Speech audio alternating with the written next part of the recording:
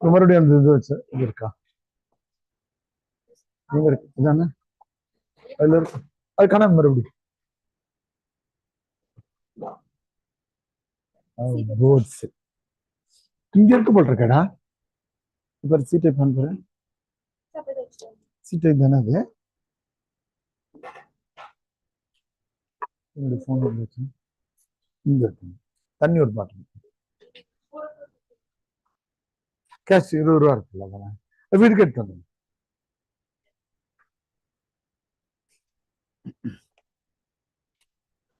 நல்லது எல்லோருக்கும் வணக்கம் டெஸ்ட் பேட்சுக்கு நம்ம உங்க எல்லார் பேரையும் மறந்துடும் நான் மறுபடியும் கேட்பேன் கோகுல் தானா சரி ஏன்னா காலையில் நர்மதா கண்டுபிடிச்சிருச்சு கிளாஸ் பண்ணி ஐயா என் பேரையும் சொல்லு என் பேரை மறந்துட்டீங்களா ஐயா ரைட் நம்ம டெஸ்ட் பேட்ச் வந்து நம்ம அகாடமி பத்தி மட்டும் ரொம்ப நாம எல்லாமே போர்ஷன் வைஸா நல்லா பிரிச்சு தனியா வச்சிடறோம் தனியா வச்சிடறோம் அதனால நம்ம உறுதியா என்ன சொல்லலாம்னு கேட்டீங்கன்னாக்கா கோகுல் நம்ம என்ன சுதாவர் வந்திருக்காருன்னா கோகுல் வந்துருவாரு அதனால நமக்கு வந்து ரொம்ப தெளிவா படிச்சலாம் நம்ம வந்து உறுதியா நான் சொல்லுவேன் டெஸ்ட் பேட்ச் வந்து நீங்க 30 டெஸ்டையும் உறுதியா ஒண்ணுக்கும் 15 இருந்து 20 பக்கம் நீங்க எழுதிட்டீங்கன்னா 450 இருந்து 600 பக்கம் விடை வருது இல்ல அது போதும் உங்களுக்கு ஏன்னா நீங்க எழுத போறது வந்து 8ல 5 கேள்விதான் 8 கேள்வி கிடையாது இல்லையா அதான் நான் மீண்டும் சொல்றேன் நாம படிக்கிறது உங்களுக்கு 8 கேள்விக்கும் சொல்லித்தரோம் நீங்க ஆனா எழுத போறது உங்களுக்கு பெஸ்ட் 5 தான் எடுக்குது பெஸ்ட் 5 கிடைக்காம இருக்கவே இருக்காது டெஸ்ட் பேட்ச் எழுதின யாருக்குமே இருக்காது அது பிரியங்கா அவங்க சொல்லியிருப்பாங்க போன கிளியர் பண்ண சொல்லியிருப்பாங்க காமராஜ் இந்த மாதிரி சொல்லுங்க டெஸ்ட் பேட்ச் மட்டும் நீங்க கவனமா எழுதிட்டீங்கன்னா உங்களுக்கு வந்து தமிழ் ஆப்ஷனை பத்தி கூட பயப்பட வேண்டிய அவசியமே இல்லை ஆப்ஷனை பொறுத்த மட்டும் தான் உங்களுக்கு தெரியும் ஒரு 140 இப்பதான் 280 கிட்ட போடுறாங்க எல்லாம் மீதி எல்லாம் உங்களுக்கு வந்து எஸ்ஏலயோ எத்திக்ஸ்லயோ அந்த ரேஞ்சுக்கு போடுறாங்க ஜிஎஸ்டி எல்லாம் ரொம்ப குறைச்சிறாங்க அதனால ஆப்ஷனுக்கு நீங்க ஒதுக்க வேண்டிய நேரம் வந்து ரொம்ப முக்கியமானது நம்ம இதை பொறுத்த மட்டும் எப்படி வச்சிருக்கோம்னா முதல் நம்ம S1 S2 S3 S4 S5 S6 S7 அப்படின்னு நம்ம நடத்திருந்தோம் அப்படிலாம் சீசன் 1 சீசன் 2 அப்படின்னு இது வரைக்கும் 7 சீசன் நம்ம கொஸ்டின்ஸ் நடத்தும் என்ன வேடிக்கையான விஷயம்னா நானே சொல்லுவேன் கொஸ்டின்ஸ் வந்து சேச்சுரேட் ஆயிடுச்சுன்னு சொல்லலாம் நம்ம வந்து அந்த புத்தகத்துக்கு பேரு வினாக்கள் இவ்வளவுதான் போட்டோம் நீங்க அந்த புத்தகம் பார்த்துருக்கீங்க உங்களுக்கு டெஸ்ட் பேட்ச் ஃபீஸ் கட்டினாலும் இந்த புத்தகங்கள் ஃப்ரீயா தருவாங்க பழைய பிள்ளைகள் இருந்தீங்கன்னாக்கா இந்த புத்தகத்துக்கான ஃபீஸை கட்டிட்டு நீங்க இது பண்ணலாம் வினாக்கள் இவ்வளவுதான் அப்படின்னு ஒரு புத்தகம் இருக்கு நம்ம இந்த புத்தகத்தை நம்ம அத்தாரடியாவது சொல்றோம் இதுல இருந்து தாண்டி யூபிஎஸ்சி எதையும் எடுக்க முடியாது அது போன முறை நம்ம கம்பேர் பண்ணதை விட இந்த முறையில புத்தகத்தை மாத்திட்டோம் முதல்ல ஃபர்ஸ்ட் பேப்பர்லாம் இருக்கும் அடுத்து செகண்ட் பேப்பர் இருக்கும் இப்ப குறுந்தொகைன்னு எடுத்துட்டாக்கா நீங்க 101 பக்கத்துக்கு வந்துட்டீங்கன்னா அடுத்த 6-7 பக்கத்துக்கு S1 S2 S3 S4 S5 S6 S7 7 கேள்வியும் இருக்கும் இந்த புக்கோட இன்னொரு சிறப்பு என்னன்னா நான் ஓரியன்டேட்ல சொன்ன மாதிரி கடைசி S5 S6 S7 இருக்கு இல்லையா அதுல 3 அல்லது 2 QR கோட் போட்டு நீங்க இதை ஸ்கேன் பண்ணீங்கன்னா நேரா அந்த வீடியோ போயிடும் அந்த வீடியோ டிஸ்கஷன் கிடைக்கும் அதனால நீங்க கரெக்டா நேரம் ஒதுக்குனீங்கன்னா ரைட்டுங்களா இந்த மாதிரி ஷெட்யூல் எப்படி இருக்குன்னு கேட்டீங்கன்னா செவ்வாய் வியாழன் சனியில டெஸ்ட் நடக்கும் டியூஸ்டே தேர்ஸ்டே சாட்டர்டேல டெஸ்ட் நடக்கும் ஒரு நாள் முன்னாடி டிஸ்கஷன் நடக்கும் திங்கள் புதன் வெள்ளி திங்கட்கிழமை அன்னைக்கு நம்ம எப்படி டிஸ்கஷன் பண்ணுவோம் அப்படின்னா உங்களுக்கு முதல் டெஸ்ட் வந்து கருப்பு மலர்கள் தேர்வு என்ன அங்க இருக்கு முதல் டெஸ்ட் கருப்பு மலர்கள்னா இன்னைக்கு ஜெனரல் ஓரியன்டேஷன் கொடுத்த பிறகு கருப்பு மலர்கள் நீங்க எப்படி படிக்கணும்ன்றத கடைசி ஒரு 10 இருந்து 20 நிமிஷம் நான் அறிமுகப்படுத்தும்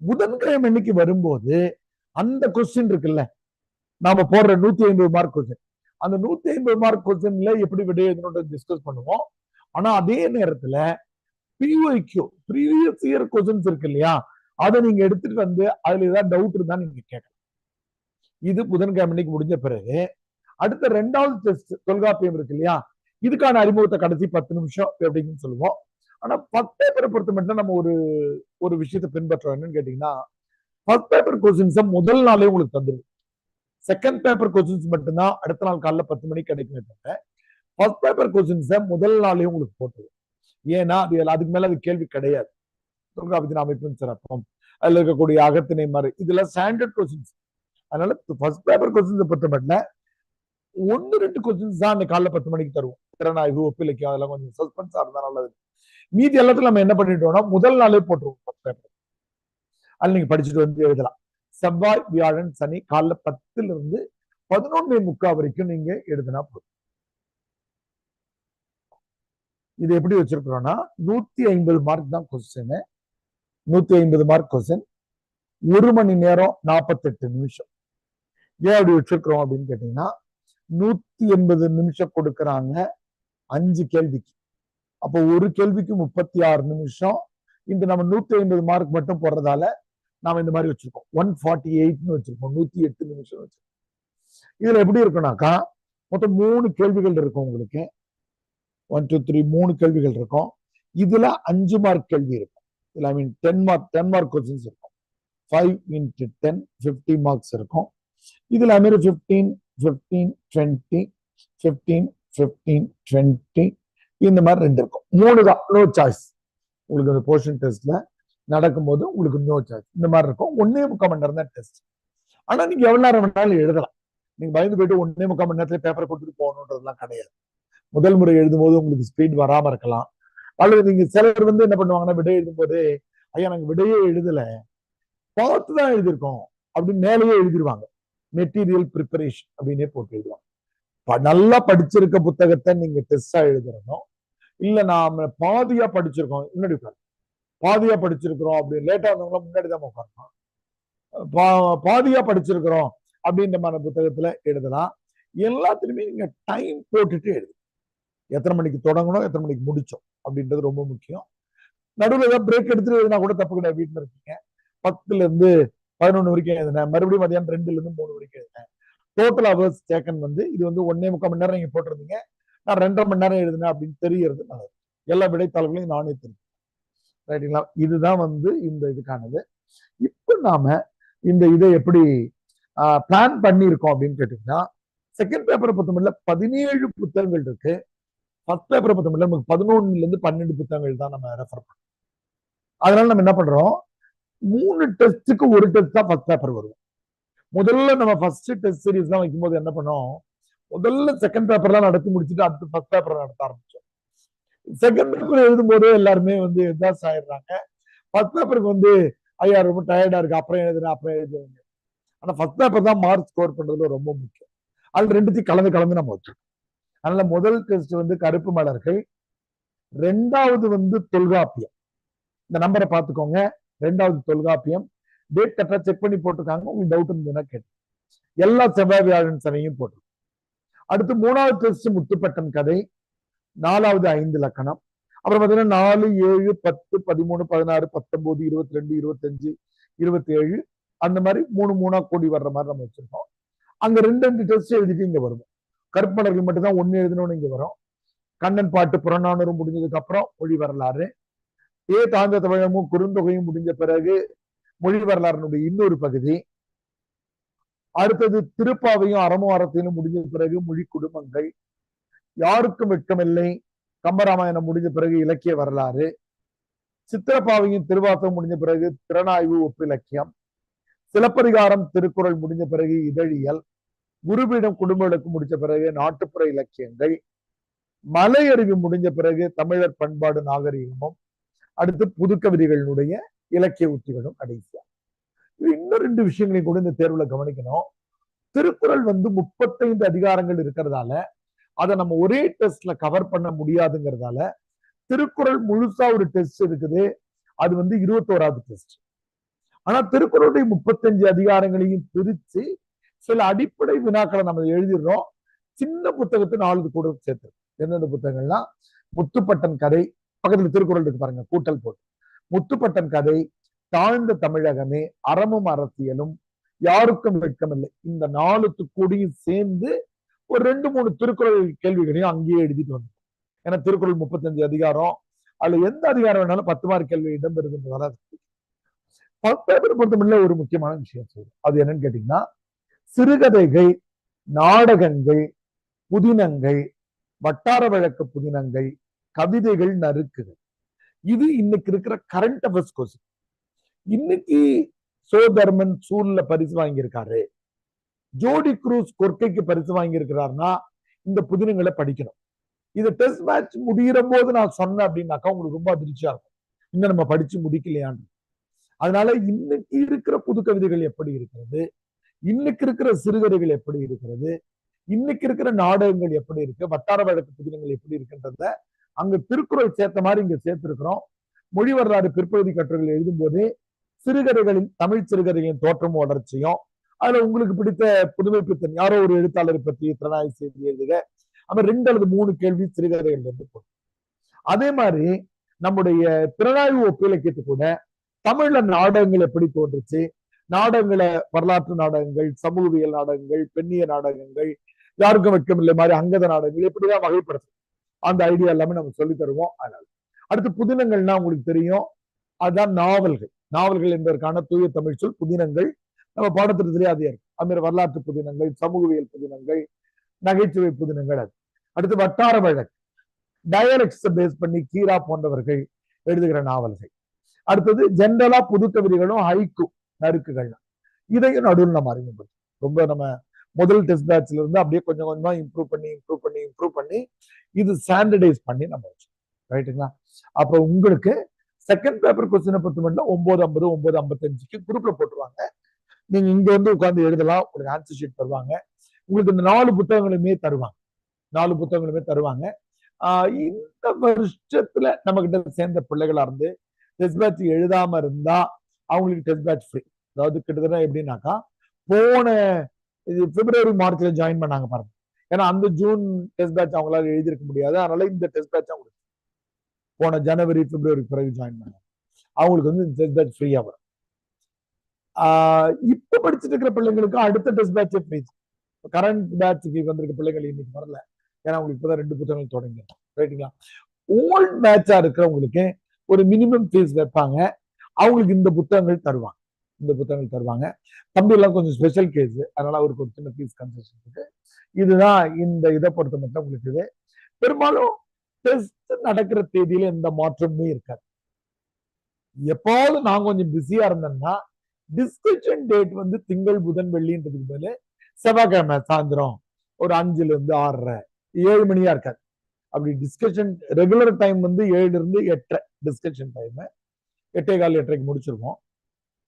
எப்போ தள்ளி போச்சுன்னா தள்ளி போற நாட்கள்ல ஏர்லியா இருக்கிறதுக்கான வாய்ப்பு ஷெட்யூல் மட்டும். ஏன்னா டிஆர்பிக்கான டெஸ்ட் பேட்சும் ஒன்று நம்ம ரன் பண்ணிட்டு இருக்கோம். இதே டைம்ல திங்கள் புதன் வெள்ளியில உங்களுக்கும், செவ்வாய் வியாழன் சனியில அவங்களுக்கும் ரன் பண்றோம். அதனால அந்த டிஸ்கஷன் வேணா தள்ளி போகுமே தவிர நம்முடைய டெஸ்ட் வந்து எந்த காரணம் மட்டும் அந்த தேதியில அந்த கொஸ்டின் விழுந்துருவோம். உங்களுக்கு கொஸ்டின் தெரிஞ்சு டிஸ்கஷன் முடிச்சுதான் எழுத முடியும்னாக்கா நீங்க டெஸ்ட் எடுத்துட்டு வேற ஏதாவது டெஸ்ட் டைம் டேபிள் பத்தி ஏதாவது டவுட் இருந்தா நீங்க ஆன்லைன்ல ரேவதி 2-3 பேர் வந்திருக்காங்கன்னு நினைக்கிறேன். உங்களுக்கு இந்த டெஸ்ட் ஷெட்யூல் ஏதாவது டவுட் இருக்கா அப்படின்னு கேட்க. ஏன்னா கிட்டத்தட்ட நம்ம 21ஆம் தேதி வரைக்கும் எடுத்துட்டு போறோம். போன முறை வந்து மெயின்ஸுக்கு வந்து நமக்கு வந்து நல்ல டைம் இருந்தது. 22ஆம் தேதி இது இருக்கு, மெயின்ஸ் இருக்கு. நமக்கு இந்த ரீஜனல் பேப்பர்ஸ் இருக்குல்ல, தமிழ் இங்கிலீஷ், அன்னைக்கே தொடங்கிடுறாங்க 22ஆம் தேதி. பட் அது வரைக்கும் நம்ம ஜெனரல் டிஸ்கஷன் தான் பண்ணுவோம். முன்னாடியே முடிக்கிறோம் 2-3 நாள் முன்னாடியே. இந்த மாதிரி 2-3 பேர் நல்லா எழுதினவங்க இருக்காங்க. ஸ்ரீவர்ஷன் வந்திருக்காங்களா தெரியல. ஸ்ரீவர்ஷன் நல்லா எழுதிருக்காங்க. இன்னும் ஒரு 2-3 பேர் தமிழ் ஆப்ஷன்ல நல்லா எழுதியிருக்கோம் அப்படின்னு சொல்லுவாங்க. உங்களுக்கு ஏதாவது ஷெட்யூல்ல ஏதாவது டவுட் இருக்கா, இல்ல நீங்க ஃபாலோ பண்றதுல ஏதாவது உங்களுக்கு ஏதாவது பிளெக்சிபிலிட்டி வேணுமா, அதை பத்தி ஏதாவது இருந்தா சொல்லலாம்.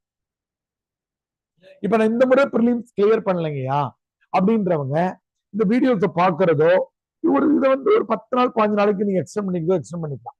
ஆனா ரொம்ப தள்ளி போட்டீங்கன்னாக்கா நீங்க அடுத்த டெஸ்ட் பேட்சுக்கு வந்து ஐயா ஃபீஸ் போறீங்கன்னு கேட்டுட்டு ஒரு நம்ம திங்கள் புதன் வெள்ளி திங்கள் செவ்வாய் வியாழன் சனி வைக்கிறோம்.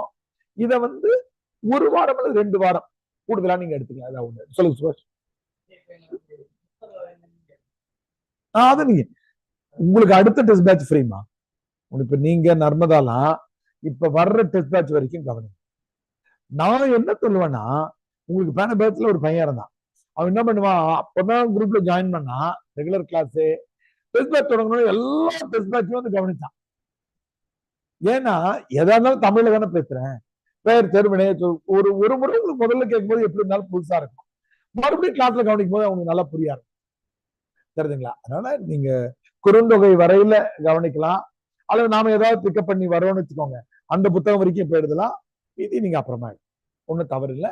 பட் எல்லாத்தையுமே ஆன்லைன்லயோ அல்லது ஆஃப்லைன்லயோ கவனிக்கிறது தமிழ்ல தானே ஒரு இலக்கிய உரையோ ஒரு விஷயமோ முதல் முறை கேட்கும் போது எல்லாமே புதுசா தானே ஆரம்பிக்கும். வேறம்மா கோகுல் சுதாகர். சுதாகர் எனக்கு தெரிய போனது எல்லா டெஸ்ட்மே எழுதினாங்க.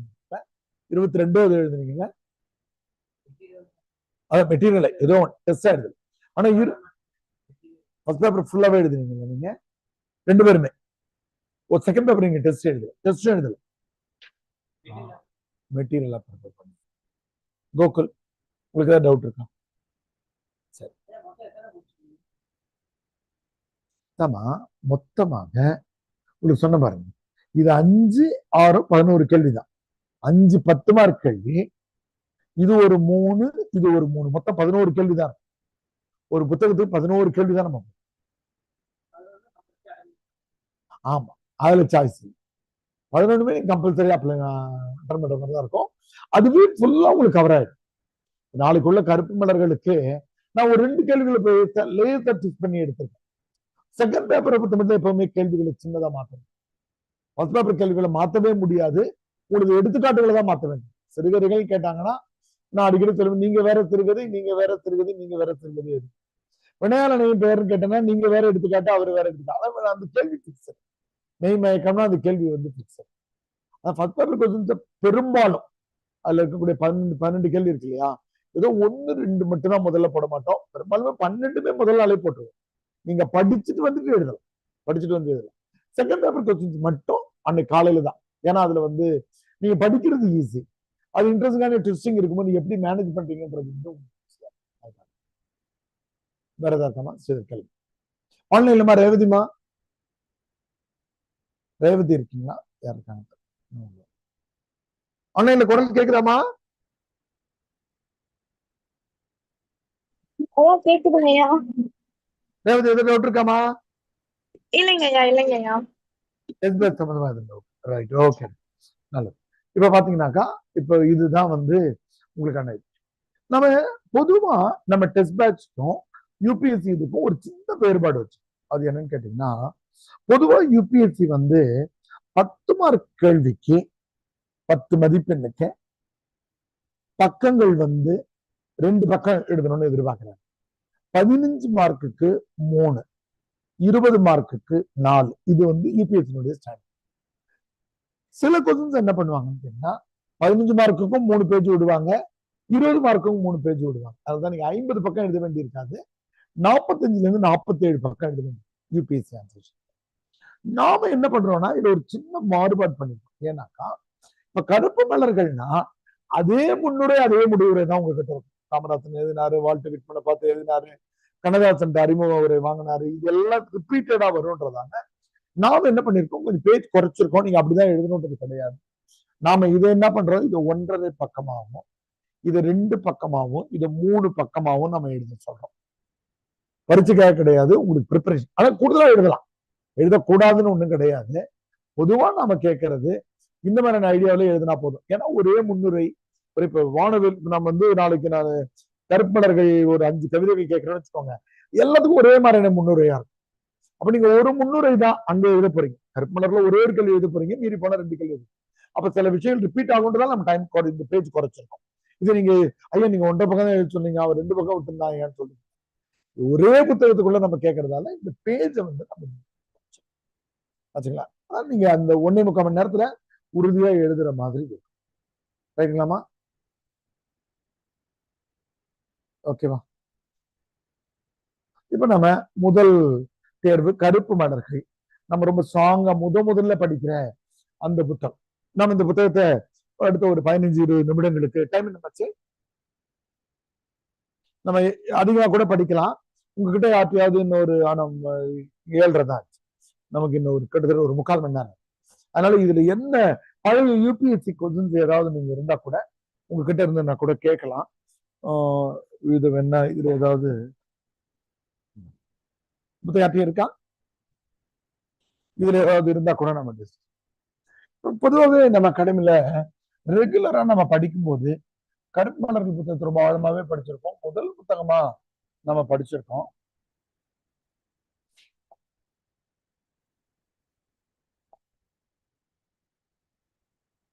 எப்பவுமே புத்தகத்தை படிக்கும் போது கேள்விகளோட படிக்கணும் அப்படின்னு நம்ம சொல்லியிருக்கோம். அப்ப கேள்விகளை புரிஞ்சுக்கிட்டே படிக்கிறதுக்காக நாம என்ன பண்ணிருக்கோம் அப்படின்னாக்கா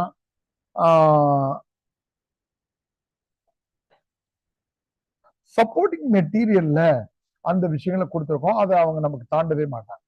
ஒரு புத்தகத்தை நம்ம பிரிக்கும் போது எந்த ஐடியாவோட படிக்கணும் அப்படின்னு கொடுத்துருக்கோம். நம்ம உங்க பேர் என்னமா? ஐஸ்வர்யாவா?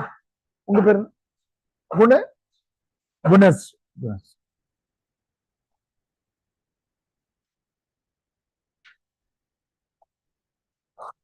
சப்போர்ட்டிங் மெட்டீரியல் இப்போ உங்களுக்கு பிரிண்ட் ஆகி வந்திருக்க சப்போர்ட்டிங் மெட்டீரியல் இருக்கு. இது முன்னாடி கையால எழுதுனது பிடிஎஃப் அது இருக்கிறதால நான் அதை ஷேர் பண்றேன்.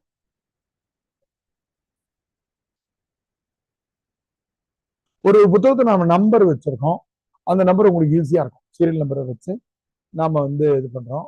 கருப்பு மலர்கள் புத்தகம், கருப்பு மலர்கள் புத்தகத்துல என்னென்னலாம் முக்கியமான விஷயம்ன்றத ஒரே பேஜ்ல நம்ம கொடுத்துருக்கோம். எதெல்லாம் இதை புரிஞ்சுக்கிட்டாலே புத்தகத்தினுடைய தெளிவு நாம பேச முடியும். கருப்பு மலர்கள் புத்தகம் காமராசனால் எழுதப்பட்டு 1971 வந்தது. இதுக்கு கண்ணதாசன் முன்னுரை தந்தது. வால்ட் விட்மன் எழுதின புல்லின் இதழ்கள் என்கிற நூல் உலக அளவில் மிகப்பெரிய தாக்கத்தை ஏற்படுத்தியது. ஆங்கிலத்தில் வந்த வால்ட் விட்மனுடைய லீவ்ஸ் ஆஃப் கிராஸ் என்ற அந்த புத்தகம் உலக இலக்கிய பரப்புல மிகப்பெரிய தாக்கத்தை ஏற்படுத்துகிறது. ஏனென்றால் இதுவரையில் மரபு கவிதைகள் கவனித்த விஷயங்களை தாண்டி ரொம்ப சின்ன விஷயங்கள் எழுதுறார். தலைப்பை பாருங்க, புல்லின் இதழ்கள், லீவ்ஸ் ஆஃப் கிராஸ். அதை கவனிக்கிறார். கவனிக்காத விஷயங்களை கவனிச்சு எழுதுற அந்த இயற்கை கவாத கவிதைகள் உலக அளவில் எல்லா நாடுகளிலும் ஒரு தாக்கத்தை ஏற்படுத்துகிறது. கருப்பு மலர்கள் நூல் வால்ட் விட்மனுடைய தாக்கத்தில் வந்தது. அதான் புத்தகம் படிக்கும் போது கண்ணதாசன் ஒரு குண்டலா எழுதியிருப்பாரு, இந்த கவிதைகளை படிக்கிற போது ஆங்கிலத்திலிருந்து மொழிபெயர்த்தது போல தோன்றும், ஆனால் இந்த கவிதைகள் தனித்துவமானவை, இவற்றை ஆங்கிலத்தில் மொழிபெயர்க்க முடியும்னு எழுதியிருப்பார். சின்ன பையன் அப்போ காமராசன். கண்ணதாசன் பெரியாள், அவருக்கு அணிந்துரை தரும்போது வால்ட் விட்மன் என்ற பெயரை நம்ம அவசியமா முன்னுரை முடிவுல குறிக்கணும். 1971 கண்ணதாசனுடைய முன்னுரையோடு வருகிறது. இந்த புத்தகத்தினுடைய சிறப்பு என்னன்னா, இந்த புத்தகம் யாருக்கு டெடிகேட் பண்ணியிருக்குன்றதுலயே இந்த புத்தகம் நமக்கு அதனுடைய தன்மை தெரிஞ்சு. பொதுவா நம்ம யாருமே புத்தகத்துக்கு, இப்ப நான் புத்தகம் வெளியிட்டே இருக்கேன். எங்க அப்பாவுக்கு ஒரு புத்தகத்தை டெடிகேட் பண்ணேன், எங்க அம்மாவுக்கு, எங்க ஆசிரியர்களுக்கு, நண்பர்களுக்கு, இவங்களுக்கு தான் டெடிகேட் பண்ணேன். நான் காமராஜனை பார்த்த பிறகு மாறல, நமக்கு தெரிஞ்சவனுக்கு தான் டெடிகேட் பண்றோம். ஆனா இவர் இந்த புத்தகத்தை பிளாட்ஃபார்ம்களுக்கு டெடிகேட் பண்ணிருக்கார். பிளாட்ஃபார்ம்ஸ். ஏன் பிளாட்ஃபாரத்துக்குன்னு சொல்றாரு? ஏழை தோழர்களை, கோடானு கோடி ஏழை தோழர்களை உறங்க வைக்கும் நடைபாதைகளுக்கு. ஏன்னா வீடே இல்லாத ஏழைகள் எங்கம்மா தூங்குறாங்க? இப்ப பிளாட்ஃபார்ம்ல தூங்க முடியாது இல்ல. பஸ் ஸ்டாண்ட்ல, கோயம்பேடு பஸ் ஸ்டாண்ட்ல அவ்வளவு பேர் தூங்குறாங்க. ஒவ்வொரு இடமும் ஒவ்வொருத்தவங்களும் பிரிஞ்சிருக்கு. நீங்க இரவுல போனாதான் தெரியும். அவங்களுக்குள்ள சண்டை வரும், போலீஸ்காரங்க அதெல்லாம் பார்த்து அங்க பதிய வச்சுட்டு தூங்குறவங்க எல்லாம் இருக்கு. நடைபாதைகளுக்கு இந்த புத்தகத்தை காணிக்கையா இருக்காரு. இந்த புத்தகத்தை நாம எப்படி பிரிச்சு படிக்கணும்ன்ற இந்த முறைதான் நம்ம அகாடமியினுடைய சிறப்பு, அல்லது புத்தகத்தை புரிஞ்சுக்கிற முறை. இந்த புத்தகத்தை முதல்ல படிக்க வேண்டியது என்னன்னா, எல்லா கவிதைகளையும் வரிசலா படிக்கவே கூடாது. எல்லா கவிதைகளையும் முதல்ல ஞான குளியல்னு போட்டுப்பாரு, அடுத்து கடைசியா முதல் கவிதைன்னு போட்டுப்பாரு. இப்படி படிச்சீங்கன்னா எதுவுமே புரியாது. தனித்தனியா கவிதைகள் நல்லா இருக்குமே தெரியும். முதல் செக்ரிகேஷன் அது என்ன பிரிச்சு படிக்கணும்னா, விளிம்பு நிலை மக்கள், அடித்தட்டு மக்கள், அல்லது யூபிஎஸ்சி ஒரு கேள்வியில பயன்படுத்தி இருக்கிற சமுதாய புறக்கணிப்பாளர்கள். இந்த டவுன் ட்ரோடனை பத்தி இந்த கவிதை புத்தகம் யோசிச்சு. அடித்தட்டு மக்கள்னா யாரு? மாற்றுத்திறனாளிகள், திருநங்கைகள், முதியவர்கள், ஆதரவற்றவர்கள், கைம்பெண்கள், தலித்துகள், குழந்தை தொழிலாளர்கள், இவங்க எல்லாம் இருக்காங்க இல்லையா? இவங்க தான் டவுன் ட்ராட். இந்த புத்தகத்தினுடைய பெரிய சிறப்பே அவங்களை சிந்திச்சிருக்காங்க.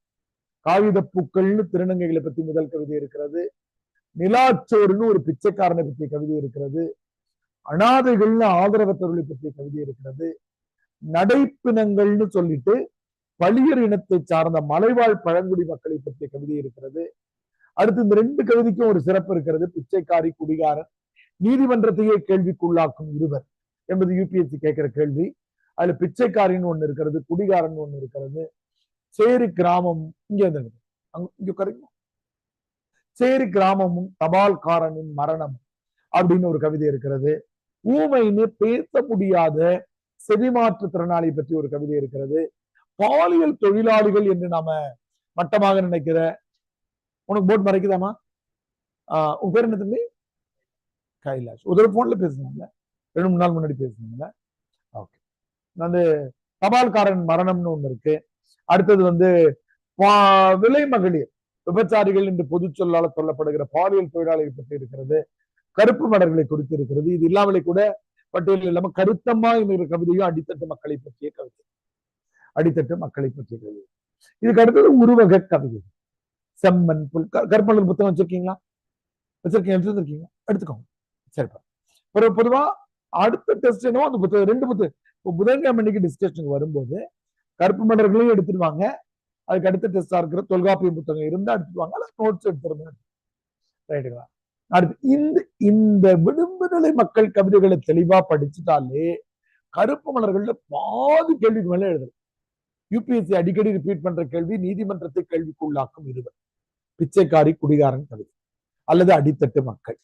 கருப்பு மலர்கள் வந்து தமிழ் கவிதை உலகின் திருப்பு முனை அப்படின்னு கேட்டாங்கன்னா ட்ரெண்ட் செட்டிங். அது காரணம் இவர் இதே இதுதான். ஏன்னா மத்தவங்க எழுதியிருக்காங்க. இயற்கை மரத்தை பத்தி எழுதுறதோ, மலையை பத்தி எழுதுறதோ, கம்யூனிஸ்ட் எழுதுறதோ மத்தவங்க எல்லாம் எழுதியிருக்காங்க. இந்த இடத்து தான் இவர். அப்ப திருப்பு முனைனாலும் இதான். இதுல இருக்க சிறந்த படிமங்கள் குறியீடு இங்க இருந்து நீங்க அதிகம். முதல் பகுதியை ஸ்ட்ராங்கா படிச்சுட்டீங்க. அடுத்து 2வது பகுதி உருவக கவிதைகள். எப்படி புள்ளின் இதழ்கள் சொன்னமோ இயற்கையை முழுசா கவனிக்கிறார். இது செகண்ட் இம்பார்ட். செம்மண்ணை பத்தி ஒரு கவிதை எழுதுறாரு, புல்ல பத்தி எழுதுறாரு, நடைபாதை முன்னாடி நம்ம சொன்ன புக்கை டெடிகேட் பண்ணிருக்க நடைபாதையை பத்தி உள்ள ஒரு கவிதை இருக்கு. தளிர் இலையினுடைய இளமை பருவம், இலையினுடைய தொடக்க நிலை பருவம். புழுதியை பத்தி எழுதுறாரு, வானவில்ல பத்தி எழுதுறாரு, வானம் பாடியை பத்தி எழுதுறாரு. 2 தப்பா பதிவா இருக்கு. ஒண்ணு வானவில், ஒண்ணு வானம் பாடிய பிரிண்டிங்ல தப்பா இருக்கு. கடலை பத்தி எழுதுறாரு, கண்ணு, வானவில் 2 தடவை போட்டுட்டு இருக்காங்க. மலர்கள் இதெல்லாம் இருக்கு. அடுத்து இவர் கம்யூனிஸ்ட் சிந்தனை உடையவர் என்பதால பொது உடைமை கவிதைகள்னு ஒரு 3-4 கவிதைகள் எடுத்திருக்கிறோம். அடுத்தது மற்றதா முக்கியமான கவிதைகள். மற்ற முக்கிய கவிதைகள்ல 2 கவிதைகள் ரொம்ப முக்கியமானது. கருத்தமாவை நம்ம இங்க படிச்சிடலாம். நம்முடைய நான் மரணத்தை பற்றி சிந்திக்கிறேன், நானும் அந்த ஹிப்பிகளோடு, அந்த 2 கவிதை தான் நம்ம முழுசா படிப்போம். மற்றது நம்ம முழுசா படிக்கணும் அப்படிங்கிற அவசியம். அப்ப எந்த புத்தகம் நீங்க படிச்சீங்கனாலும் அல்லது என்ன கேள்வி வர வாய்ப்பு இருக்குன்றதும் அந்த கேள்விக்கு எப்படி விட எழுதுன்றதையும் கத்துக்கிறது தான் ரொம்ப கேட்டீங்களாமா. அப்ப இந்த புத்தகத்தை படிக்கும் போது அப்படிதான் திருவாசகம் படிக்கும்போது நான் உங்களுக்கு சொல்லிடுவேன். திருவாசகம் படிக்கும்போது 3 கேள்விதான். அதுல ஒண்ணும் பெரியது கிடையாது. திருவாசகத்தில் உடலுக்கும் மனதுக்குமான போட்டியை குறித்து எவ்வாறு விவரிக்கிறார், தன்னையே எவ்வாறு தாழ்த்திக் கொள்கிறார், சிவனை பற்றி கூறப்பட்டுள்ள செய்திகள் யாவைன்னு 3-4 ஸ்டாண்டர்ட் கொஸ்டின் ரெடி ஆயிட்டோம்னா இது எல்லா கேள்வியும் அதுல இருந்து கொஞ்சம் கொஞ்சம் மாத்தி எழுதணும். அப்ப இந்த புத்தகத்தை இப்படி படிச்சீங்கன்னா விடை எழுதுறது ரொம்ப ஈஸி. இப்ப நம்ம புத்தகத்துக்குள்ளேயே வருவோம். புத்தகத்துக்குள்ள வந்தோம் அப்படின்னாக்கா, அதாவது கைலாஷ் நம்ம என்ன பண்ணிருக்கோம்னா, நம்ம இந்த வீடியோ ரெக்கார்ட் ஆகுது, உங்களுக்கு ஷேர் பண்ணுவாங்க. லைவ் போயிட்டு இருக்கா? லைவ் இருக்கா இல்லையா?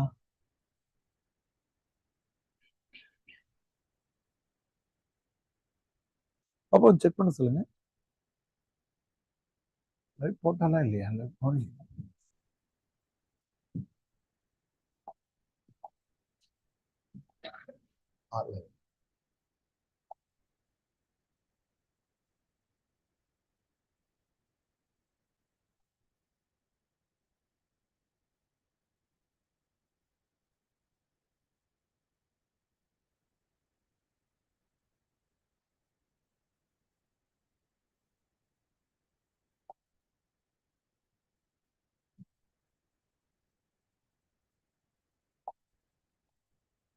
கருப்பமலர்கள் புத்தகம் கொஞ்சம் விரைவா நம்ம படிப்போம்.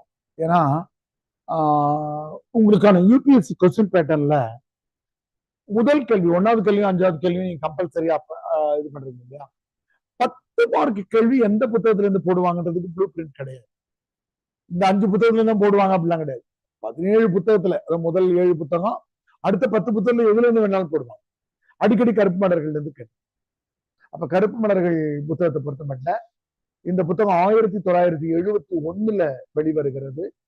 பேரறிஞர் அண்ணா இறந்ததுக்கு அப்புறம் இந்த புத்தகம் வருகிறது. அதை பற்றி ஒரு குறிப்பை காமராசன் வச்சிருக்கிறார். அதை பற்றி ஒரு குறிப்பை இப்ப அண்ணா இறந்த பிறகு இந்த புத்தகம் வந்தது அப்படின்றத வருத்தத்தோடு எழுதினார். கண்ணதாசன் எழுதியிருக்கிற அந்த வார்த்தை தான் நம்ம சொன்னோம் இல்லையா, ஒரு சின்ன கேலியாக எழுதியிருப்பாரு. முடிக்கும் போது எழுதியிருக்காரு பாருங்க, ஆங்கில கவிதை மலர்களை தமிழில் மொழிபெயர்ப்பது போல தோன்றும். இந்த கவிதைகளை படிக்கும் போது இங்கிலீஷ் கவிதை புத்தகத்தை இன்ஃபுளுன்ஸ் பண்ணி எழுதலாம். அது க்ளோஸ் பண்ணிக்கிறீங்களா நீங்க எழுதுறதுக்கு கம்ஃபர்டபுளா இருக்கா? அப்ப வந்து ஆனால் இதனை ஆங்கிலத்திலும் பிற மொழிகளிலும் மொழிபெயர்க்கும். இங்கிலீஷினுடைய இன்ஃபுளுன்ஸ் இந்த புத்தகம் வந்திருக்க மாதிரி தெரியும், ஆனா இதுல ஒரு ஒரிஜினாலிட்டி இருக்கிறது. இதை இங்கிலீஷுக்கு டிரான்ஸ்லேட் பண்ண முடியும்னு கண்ணதாசன் ஒரு வாழ்த்துறை. அடுத்து நம்ம இந்த இந்த பாயிண்ட் வந்து நீங்க மறக்காம எழுது. ஐயா ஓமை பத்தி கேட்டிருந்தாங்க ஐயா, இல்ல திருப்பு முனைன்னு கேட்டு அதுல போய் இது எழுதணுமாயானா இது எழுதணும். இதான் இந்த புத்தகத்தினுடைய சிறப்பு. அது முன்னுரை எழுதலாம், முடிவுரை எழுதலாம். இப்ப ஓமை கேட்கிறாங்கன்னு வச்சுக்கோங்க, இந்த விஷயத்தை எப்படி எழுதுறது அப்படின்னா, மிகச்சிறந்த ஓமைகளை உள்ளடக்கி இருக்கிற இந்த நூல் நடைபாதைக்கு சமர்ப்பிக்கப்பட்டுள்ளது. ஓமையதான் கேட்டிருக்கிறாங்க, அதுதான் எழுதுறோம். நடைபாதைக்கு சமர்ப்பிச்சிருக்காருன்னு தான் இந்த புத்தகத்தினுடைய இதயம். அதை விட்டு அந்த புத்தகமே பயணிக்கிறது. குடுதி கட்டுகளாக மாறி எங்களுடைய ஏழை தோழர்களை உறங்க வைக்கும் கோடானு கோடி நடைபாதை. உள்ள நீங்க வந்தீங்கன்னா நடைபாதையை பற்றி ஒரு கவிதை எழுதியிருக்காரு. நடைபாதைனா என்ன, அந்த ஒப்பீடு கூட நீங்க எப்பவுமே டெஸ்ட் பேட்சுக்கு மட்டும் வர்ற பிள்ளைகள் இருந்தீங்கன்னா, ரெகுலர் பேட்ச் பிள்ளைங்க கிட்ட அந்த புத்தகத்தை வாங்கினீங்கன்னா அதுல கொஞ்சம் குறிப்புகள் இருக்கும். நீங்க கூட படிக்க முடியும். டெஸ்ட் பேட்ச் பற்றி ஜாயின் பண்றவங்க போன வருஷத்தினுடைய விடைகள் எழுதினது அதையெல்லாம் நீங்க பார்க்க முடியும். அப்படி பார்க்கும்போது இந்த ரெகுலர் பேட்ச் பிள்ளைங்க கிட்ட வாங்கி புத்தகத்தை வாங்கி அவங்க எழுதியிருக்கிற குறிப்புகளை நீங்க இலவசமா குறிச்சுக்கலாம். அப்படி குறிச்சுக்கும் போது உங்களுக்கு இன்னும் அதிக செய்திகள் கிடைக்கும். பாத்தீங்கன்னா இந்த புத்தகம் வந்து நடைபாதைக்கு சமர்ப்பிக்கப்பட்டிருக்கிறது. உங்க புத்தகத்துல எத்தனாவது பக்கத்துல இருக்குன்னு பாத்துக்கோங்க. காணிக்கைக்கு பக்கத்துல எழுதிக்கோங்க. நடைபாதை பத்தி ஒரு கவிதை எழுதுறாரு. ஏன் நடைபாதை? நடைபாதை பிளாட்பாரம் தான் வந்து மழைக்கால நரகம். மழையில அங்க இருக்க முடியாது. மாலை நேர சொர்க்கம். முதல்ல பிளாட்பாரத்துல ஓரமா உட்கார்ந்துருப்பாங்க ஏழைகள், முடியாதவங்க. இப்பெல்லாம் பிளாட்பாரம் மேல நம்ம டூ வீலர் ஏறி போயிட்டு அப்படியே அடுத்த சிமெண்ட் வந்ததுன்னா இறங்கிடும். இப்பெல்லாம் யாரும் அங்க உட்கார்றது இல்லை. முதல்ல உட்கார்ந்து வேடிக்கை பார்த்துட்டு இருப்பாங்க. மாலை நேர சொர்க்கம். வெயிற்கால நட்டுவனார். நட்டுவனார்ன்றத காமராஜ் அதிகமா பயன்படுத்துவாரு. நட்டுவனார்னா டான்ஸ் சொல்லி தர்றவங்க. டான்ஸ் ஆடும்போது பண்றாங்கல்ல. நீங்க வெயில் காலத்துல காலில் செருப்பு இல்லாம போயிட்டீங்கன்னா இந்த நடைபாதை அதுவே டான்ஸ் சொல்லி கொடுத்துருவோம். ஏன்னா முதல்ல டோஸ்ல நடப்பீங்க, அப்புறம் புதிகாலில் நடப்பீங்க, அப்புறம் சைடு பாதம். அதனால அதுக்காக வெயிற்கால நட்டுவனார் கடைசி எழுதுறாரு பாருங்க, அதான் முக்கியம். ஏழைகள் உறங்கிட இயற்கையால் ஏற்படுத்தப்பட்ட புழுதி கட்டில். அதான் அந்த நடைபாதையை அவருக்கு பிடிக்குது. ஏழைகள் உறங்குவதற்காக இயற்கை உருவாக்கி தந்திருக்கிற கட்டில் காணிக்கை பண்ணிருக்காரு. அதை பத்தி ஒரு கவிதையை உள்ள எழுதியிருக்காரு. அப்புறம் இன்னொரு இன்டர்லிங்கும் இந்த இதுல இருக்கு. சுயபுராணம்னு தான் இந்த கவிதை புத்தகத்தை எழுதின பத்தி நான் காமராசன் என்னுரையா ஒரு வரி எழுதுறார். அவர் என்ன எழுதுறார் பாருங்க, இந்த தேவ வேளையில் தமிழையும் உலக இலக்கியங்களையும் எனக்கு அறிமுகப்படுத்திய அண்ணாவை பற்றிய உருக்கமான நினைவுகள் என்னிலே அலைபோதுகின்றன. பேரறிஞர் அண்ணா தமிழ்நாட்டினுடைய மிகப்பெரிய அறிவாளிகள்ல ஒருவர். கன்னிமாரான் நூலகத்தில் இருந்த அனைத்து நூல்களையும் அவர் படித்திருக்கிறார்னு ஒரு குறிப்பு இருக்கிறது. தமிழ் ஆங்கிலம் ரெண்டுத்திலும் மிகப்பெரும் புலமை உள்ளவர். அவருடைய பேர்ல தான் இந்து தமிழ் திசையில சமஸ் எழுதின மாபெரும் தமிழ் கனவுன்னு ஒரு புத்தகம் வந்திருக்கிறது. அதுதான் இப்ப மாணவர்களுக்கு கல்லூரிகள்ல பயிற்சி தர்றதே அந்த தலைப்புல தான், மாபெரும் தமிழ் கனவு தலைப்புல தான் தராங்க. வெறும் 1.5 ஆண்டுகள் தான் தமிழ்நாட்டினுடைய முதல்வராக. ஒரு 5 ஆண்டுகள் 7 ஆண்டுகள் இருந்தாருன்னா இன்னும் எக்கச்சக்கமா செஞ்சிருப்பாரு. அவருடைய அண்ணாவை பார்த்துதான் தமிழ்நாட்டுல பல பேர் இலக்கியத்துக்கு வந்தாங்க. நான் காமராசன் அந்த லிஸ்ட். ஆனா அண்ணா வந்து 1969 இறந்துடுறாரு. இந்த புத்தகம் 1971 வருது. அதனால நான் காமராசன் வருத்தப்படுறாரு. எவன் எனது கவித்துவத்தின் ஊற்று கண்களை திறந்து விட்டவனோ அவன் அந்த அண்ணா இந்த கவிதைகளில் ஒரு வரியை கூட படிக்காமல் மடிந்து போய்விட்டான் என்கிற உண்மையை என்னால் ஜீரணித்துக் கொள்ள முடியாது.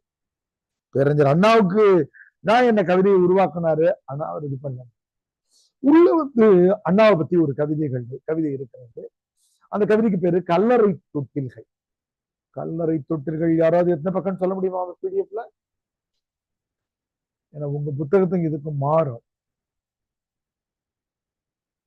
கல்லறை தொட்டில்கள்னு எத்தனாவது கவிதையா வருதுமா? புக்ல பாருங்க, எந்த கவிதைக்கு அடுத்த கவிதை அது? கல்லறை தொட்டில் கொஞ்சம் முன்னாடி வரும். கல்லறை தொட்டில்கள் எந்த கவிதைக்கு அடுத்த கவிதைன்னு சொல்லுங்க. இல்ல எந்த கவிதைக்கு ஒரு கவிதை முன்னாடி இருக்கு? இந்த பிடிஎஃப்லயா? பிடிஎஃப்ல 59.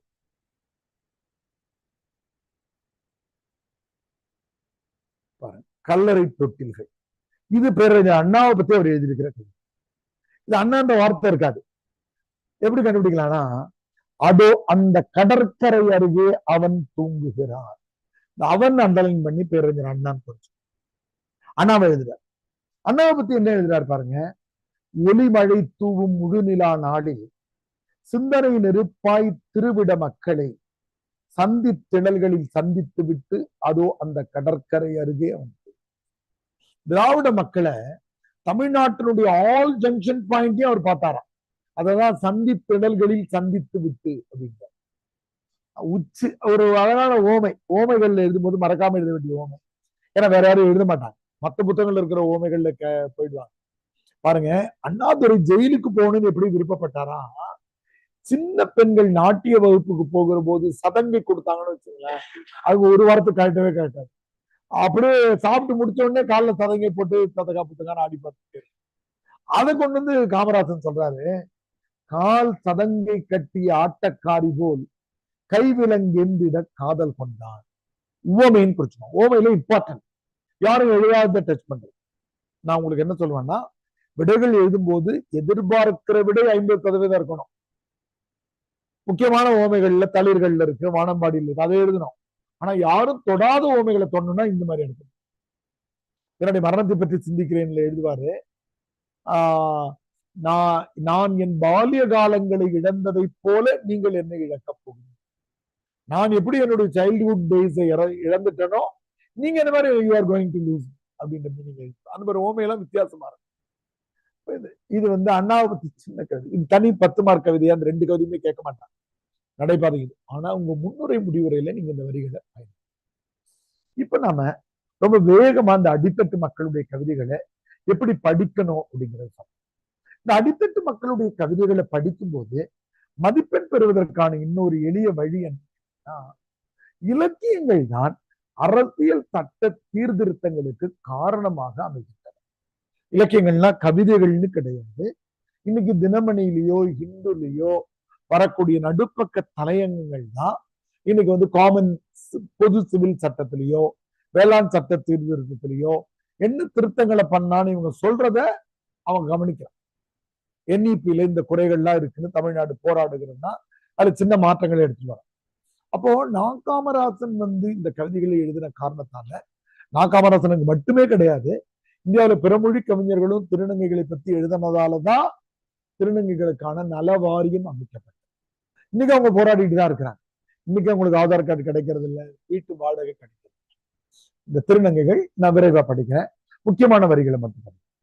இலக்கிய மேடைகளுக்கு போனீங்கன்னா இந்த வரிகளை அவசியமா கேட்கலாம். இது ஒரு அழகான இல்பொருள் ஓமையினி அலிகளை பற்றி. அவர் அலிகள் எழுதியிருக்கிறாரு. 71 அது அங்கீகரிக்கப்பட்ட சொல், நீங்க இப்ப எழுதக்கூடாது விடை. திருநங்கைகளை பற்றிய கவிதைன்னு அவர் எழுதுறாரு. மூங்கை ஒரு பாட்டு செய்க முடவன் அதை எழுதி வைக்க, முடவன் கை எழுதியதை முழு குருடர் படித்தது. Impossible thing. மூங்கைனாக்கா ஊமைன்னு. ஊமை ஒரு பாட்டு பாடுறானா, கையில்லாத ஒருவன் அதை எழுதி வைக்கிறானா, அதை பார்த்து கண்ணில்லாத ஒருத்தவன் படிக்கிறான். All R impossible. இல் பொருள் ஓமையணி, இல்லாத பொருள் ஓமையன். நம்ம எப்பாவது அத்தை வீட்டுக்கு இங்க போனோம்னாக்கா அவங்க அத்தி பூத்த மாதிரின்னுவாங்க, சூரியன் நேர்ல உதிச்ச மாதிரின்னுவாங்க. இல் பொருள் ஓமையணி. அவங்க வாழ்க்கை அப்படி இருக்குதான். இம்பாசிபிள்.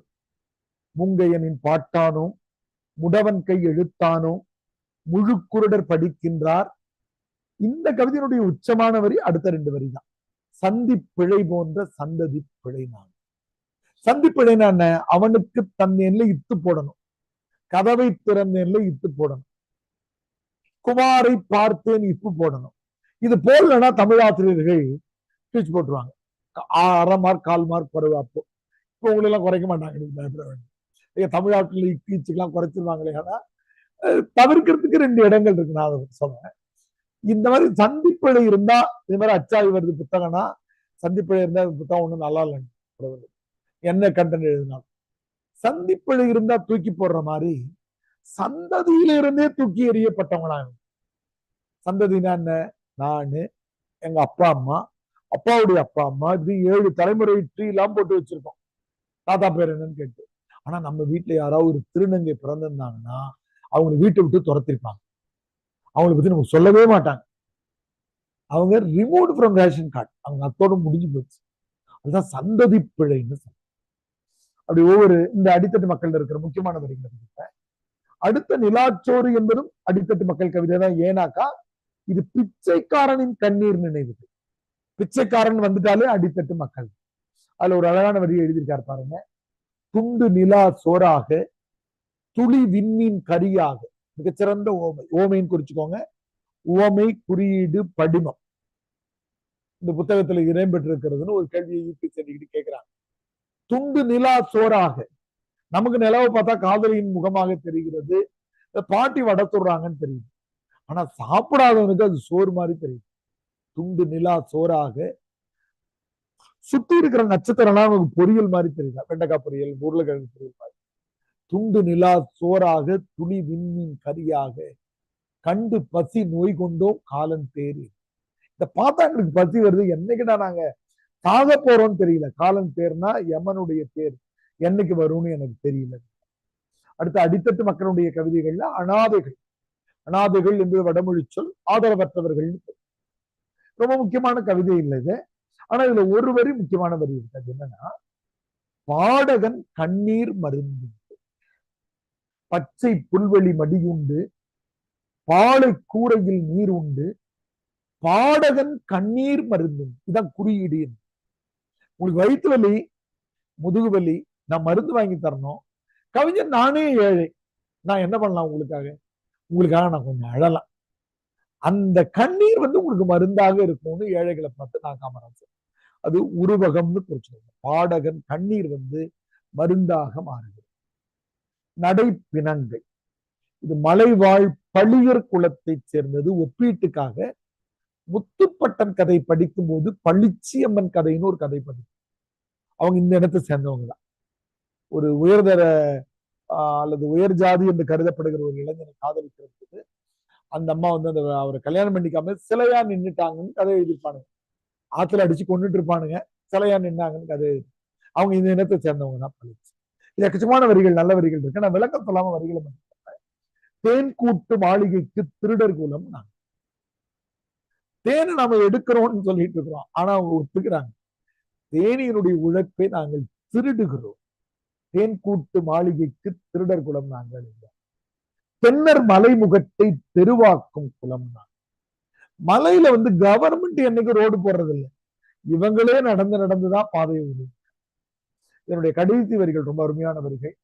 நடையில் ஒரு தவ வேகம், நயனத்தில் புத்த நிழல், குடிசைகளில் துறவு நெறி, குலமெல்லாம் சோகம்.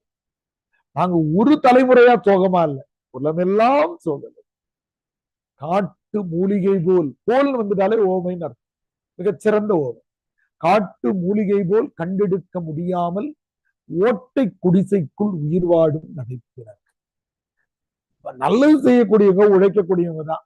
ஆனா காட்டு மூலிகையை அவன் தேடி கண்டுபிடிக்கிறான். அது காட்டுல தனியா பொருளற்ற வாழ்க்கையை வாழ்ந்துட்டு இருக்கிறோம் அப்படின்னு சொல்லக்கூடிய அந்த கவிதை. அடுத்துல இந்த 2 கவிதை ரொம்ப முக்கியமானது. இது நம்ம எப்பவுமே எல்லா கேள்வித்தாளுமே போட்டுறது உண்டு.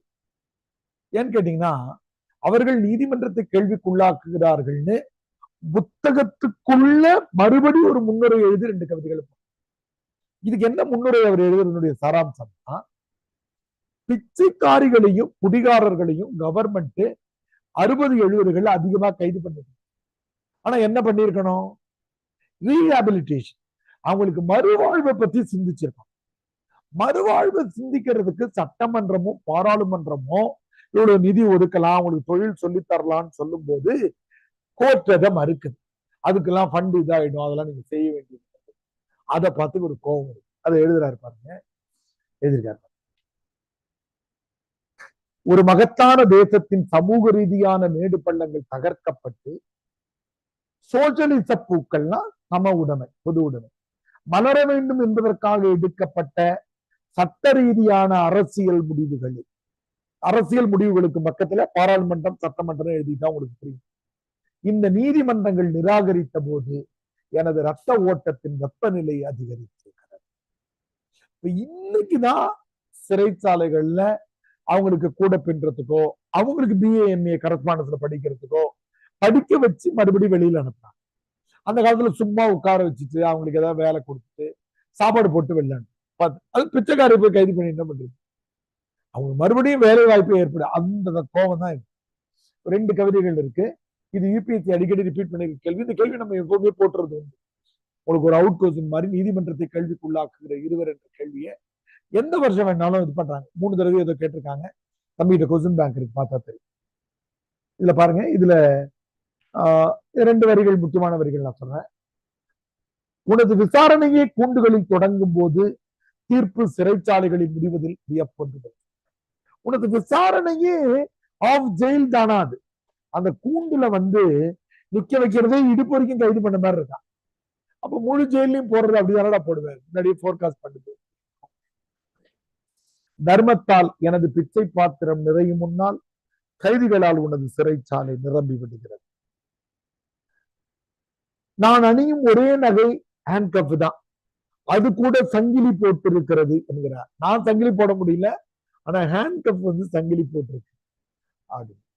அடுத்து குடிகாரன் கவிதையினுடைய மைய வரி, அவருடைய கோபம் எதுனாக்கா இந்த வரி. எது? மாளிகைக்கு பெர்மிட்டு, சேரிக்கு மட்டும் கைவில. அதான் அவருடைய கோபம். 60, 70களில் ஒரு சிஸ்டம் இருந்தது. பணக்காரங்க இந்த 2 வீலர் லைசன்ஸ் வாங்குறது மாதிரி, அப்ப ரேடியோவுக்கு சைக்கிளுக்கு எல்லாம் கூட லைசன்ஸ். நான் சின்ன வயசு இவங்க பெர்மிட் வாங்கி வச்சுக்கலாம். போலீஸ்காரங்க ரெடிக்கு வந்தாங்கன்னா பெர்மிட் ஹோல்டர் தான். இதே விஷயத்த நம்ம குருபீடம் கதையில தவறுகள் குற்றங்கள் அல்ல தெரேசா அவங்க எங்க அப்பா அம்மா பெர்மிட் ஹோல்டர்கள் ஒரு வார்த்தை பயன்படுத்துவாங்க. 2 புத்தகமே 1970 வந்து. இவருடைய கோபம் அதான். இந்த குடிகாரர்கள் அது ரொம்ப கோபமா ஒரு நகைச்சுவை ஒன்று சொல்வாரு. நான் பாண்டிச்சேரியை தலைநகராக்குவேன். பாண்டிச்சேரியில தான் மது குறைவா விற்பனைப்பட்டிருக்கு அந்த காலத்துல, அதனால அதை தலைநகர் ஆக்கிடுது அப்படின்னு அவர் கிண்டல் பண்றது. காந்தி மேல அவருக்கு இருக்கிற கோபம். வேண்டுமானால் காந்தி பாலைவனத்துக்கு மட்டும் நாம இது போடுவோம், பாலைவனத்திற்கு மட்டும் நாம் மதுவிலக்கை இது பண்ணுவோம், அங்க காந்தி சிலையை வைப்போம், வேர்க்கடலை தோல் உரிப்போம் அப்படின்னு ஒட்டகங்களோடு மதுவிலக்கு, பாலைவனத்திற்கு மட்டும் மதுவிலக்கு சட்டம் போடுவோம், வேண்டுமென்றால் அங்கே காந்தி சிலை வைப்போம், ஒட்டகங்களோடு ஆடு வளர்ப்போம், பேரிச்ச மர நிழல்களில் மணிலா கொட்டை விதப்போம். மதுவை பத்தி எழுதி காந்தியை பத்தி விமர்சிக்கிறார். காந்தியை பத்தி முக்கியமான ஒரு விமர்சன வரி இங்க இருக்கிறது. அது என்னன்னு கேட்டீங்கன்னா, காந்தி வழி நீதியிலே இன்னும் பிரார்த்தனை மட்டும்தான் சேரியிலா, தூக்கம் பிர்லா மாளிகையில். காந்தி பிரார்த்தனை பண்றதுக்கு சேரிக்கு வருவாரா, ஆனா தூங்குறதுக்கான வீடு கட்டி கொடுத்தது பிர்லா கட்டி கொடுத்தாரா, வசதியோடு இருந்தாருன்னு ஒரு விமர்சனம் உண்டு. இவர் மதுவிலக்கு இதுன்றதால அந்த கவிதையை எழுதியிருக்கிறாரு. அது 2மே நீங்க அவசியம் படிச்சுக்கோங்க. அடுத்தது அடித்தட்டு மக்கள் மட்டும் நான் படிப்போம். மற்ற கேள்விகள் டிஸ்கஸ். இது பாருங்க, இதுவும் அடித்தட்டு மக்கள் கவிதையில ஒரு சேரி கிராமத்துக்கு தபால்காரன் ரொம்ப ரொம்ப ரொம்ப முக்கியமானது. ஏன்னா எழுத படிக்க தெரியாதவர்கள் அதிகம் இருந்த 60, 70கள்ல நமக்கு அந்த தபாலை படிச்சு காட்ட வேண்டியவனாவே தபால்காரன் தான். அதுல சோகம் இருந்தாலோ இல்ல நோய்வாய்ப்பட்டிருந்தாலோ இல்ல யாரோ இறந்திருந்தாலோ உளவியெல்லாம் மெதுவா படிச்சு காட்ட வேண்டிய வேலை தபால்காரன். அந்த தபால்காரன் செத்து போயிட்டான்னா அந்த சேரியே படிப்பறிவு ஏற்றவர்கள் யாரும் இல்லாம தவிக்க ஆரம்பிச்சு. அதனால தபால்காரன் இறந்து போறத கூட இரங்கல் கவிதையை. இதுல அழகான ஓமை எதுனாக்கா எழுத்து சுமைகாரர். அந்த ஒரு வரி அடங்கணும். எதை தூக்கிட்டு வந்தானா அவன்? நாம எல்லாம் தண்ணியை தூக்கிட்டு வந்தோம், புத்தகம் தூக்கி, தபால்காரன் தூக்கிட்டு எழுத்துக்களை. எழுத்து சுமைகாரன்றது அழகான உருவகம். எழுத்து சுமைகாரர். கடைசி வரி நல்லா இருக்கும். கடுதாசி கொடுத்தவக கைவீசி போனது என்ன, காலன் யமராஜன் கை நாட்டு பெண். நம்ம இப்ப இருக்கிற இரங்கல் கவிதைகள் அது எதிரொலிக்குதுன்னு நான் சொல்லுவேன். சிவாஜி கணேசன் இறந்துட்டாருன்னா யாராவது ஒருத்தன் பேஸ்புக்ல எழுதுவா சிவாஜி கணேசனோட நடிப்பை பார்க்கறதுக்காக யமராஜன் கூப்பிட்டுட்டாரு, பிரம்மா கூப்பிட்டுட்டாருன்னு எழுதுவான். எஸ்பி பாலசுப்ரமணியன் செத்துட்டாருன்னா அந்த இசையை கேட்கறதுக்கு இவர் கூப்பிட்டுட்டான். அதனுடைய மூல வரியே தான். என்ன சொன்னாரு அவரு? யமராஜன் கை நாட்டு பேர் வழியா அவனுக்கு வர்ற லெட்டர் எல்லாம் படிக்க தெரியலையா யம தர்மனால். பூமியில எட்டி பார்த்தானா யாரா நல்லா படிச்சவன் எல்லாருக்கும் லெட்டர் படிச்சு காட்டுறான்னு இந்த போஸ்ட்மேனை தூக்கலாம்னு தூக்கிட்டானா. அதான் எழுதியிருக்காரு. கடுதாசி கொடுத்தவக கைவீசி போனது என்ன, காலம் யமராஜன் கை நாட்டு பேர். அதை விட அடுத்தவர் யாருமே சிந்திக்க முடியாது. யார் எரிஞ்சாலும் சிவப்பாதான் எரியும். ஆனா போஸ்ட்மேன் எரியறதால நெருப்பு சிவப்பா இருக்குதுன்னு காமராஜர். மதானத்து தீ கூட தபால் பெட்டி நிறம். அடுத்து ஊமையை பத்தி எழுதுறாரு. ஊமை ஒரு தடவை 10 மார்க் கேள்வியில கேட்டிருக்காங்க. ஊமைன்னு இப்ப பொதுவா சொல்றது இல்லை மாற்றுத்திறனாளிகளுக்கு பிறகு. ஊமைகள் என்பவர்கள் செவி மாற்றுத்திறனாளி. ரொம்ப பாவமான மாற்றுத்திறனாளிகள்ல முக்கியமானவங்க செவி மாற்றுத்திறனாளி. ஏன்னா கண் தெரியாதவங்கள நம்ம கண்டுபிடிச்சிட முடியும், கை கால் பாதிப்பு உள்ளவங்களும் நீங்க கண்டுபிடிச்சிட முடியும், காது கேட்காதவங்க வாய் பேசாதவங்களும் நீங்க கண்டுபிடிக்கவே. நார்மலா இருப்பாங்க, நார்மல் ட்ரெஸ் போட்டுப்பாங்க, ஒரு சவுண்ட் கூட கேட்காது. ஒரு ஆண்டுக்கு 5000 இருந்து 7000 பேர் இந்தியாவுல ட்ரெயின் பஸ் சத்தம் கேட்காம அடிபட்டு சாகிற செவி மாற்றுத்திறனாளிகள். இந்த ஊமைகளை குறித்து எப்படி எழுதியிருக்காரு 10 மார்க்ல கேட்டிருந்தாங்க. பாட்டு செடிகளால் வார்த்தை முளைகளால் இன்னும் தொடப்படாத சதை பாலைவனம். பாலைவனத்துல எதுவும் முளைக்காது.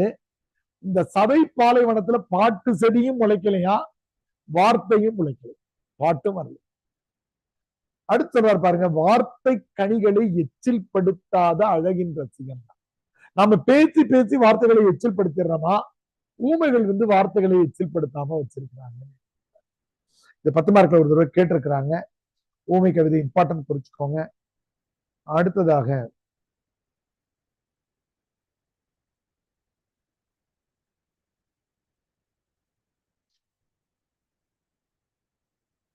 அடிநாளின் மதம் நன்றி வானத்துக்கு கீழே வாழ்கிறோம். இது உடனே கவிதை. ஒரு பெச்சாரி தான் நினைக்கிறேன், பெச்சாரி கவிதை தான்.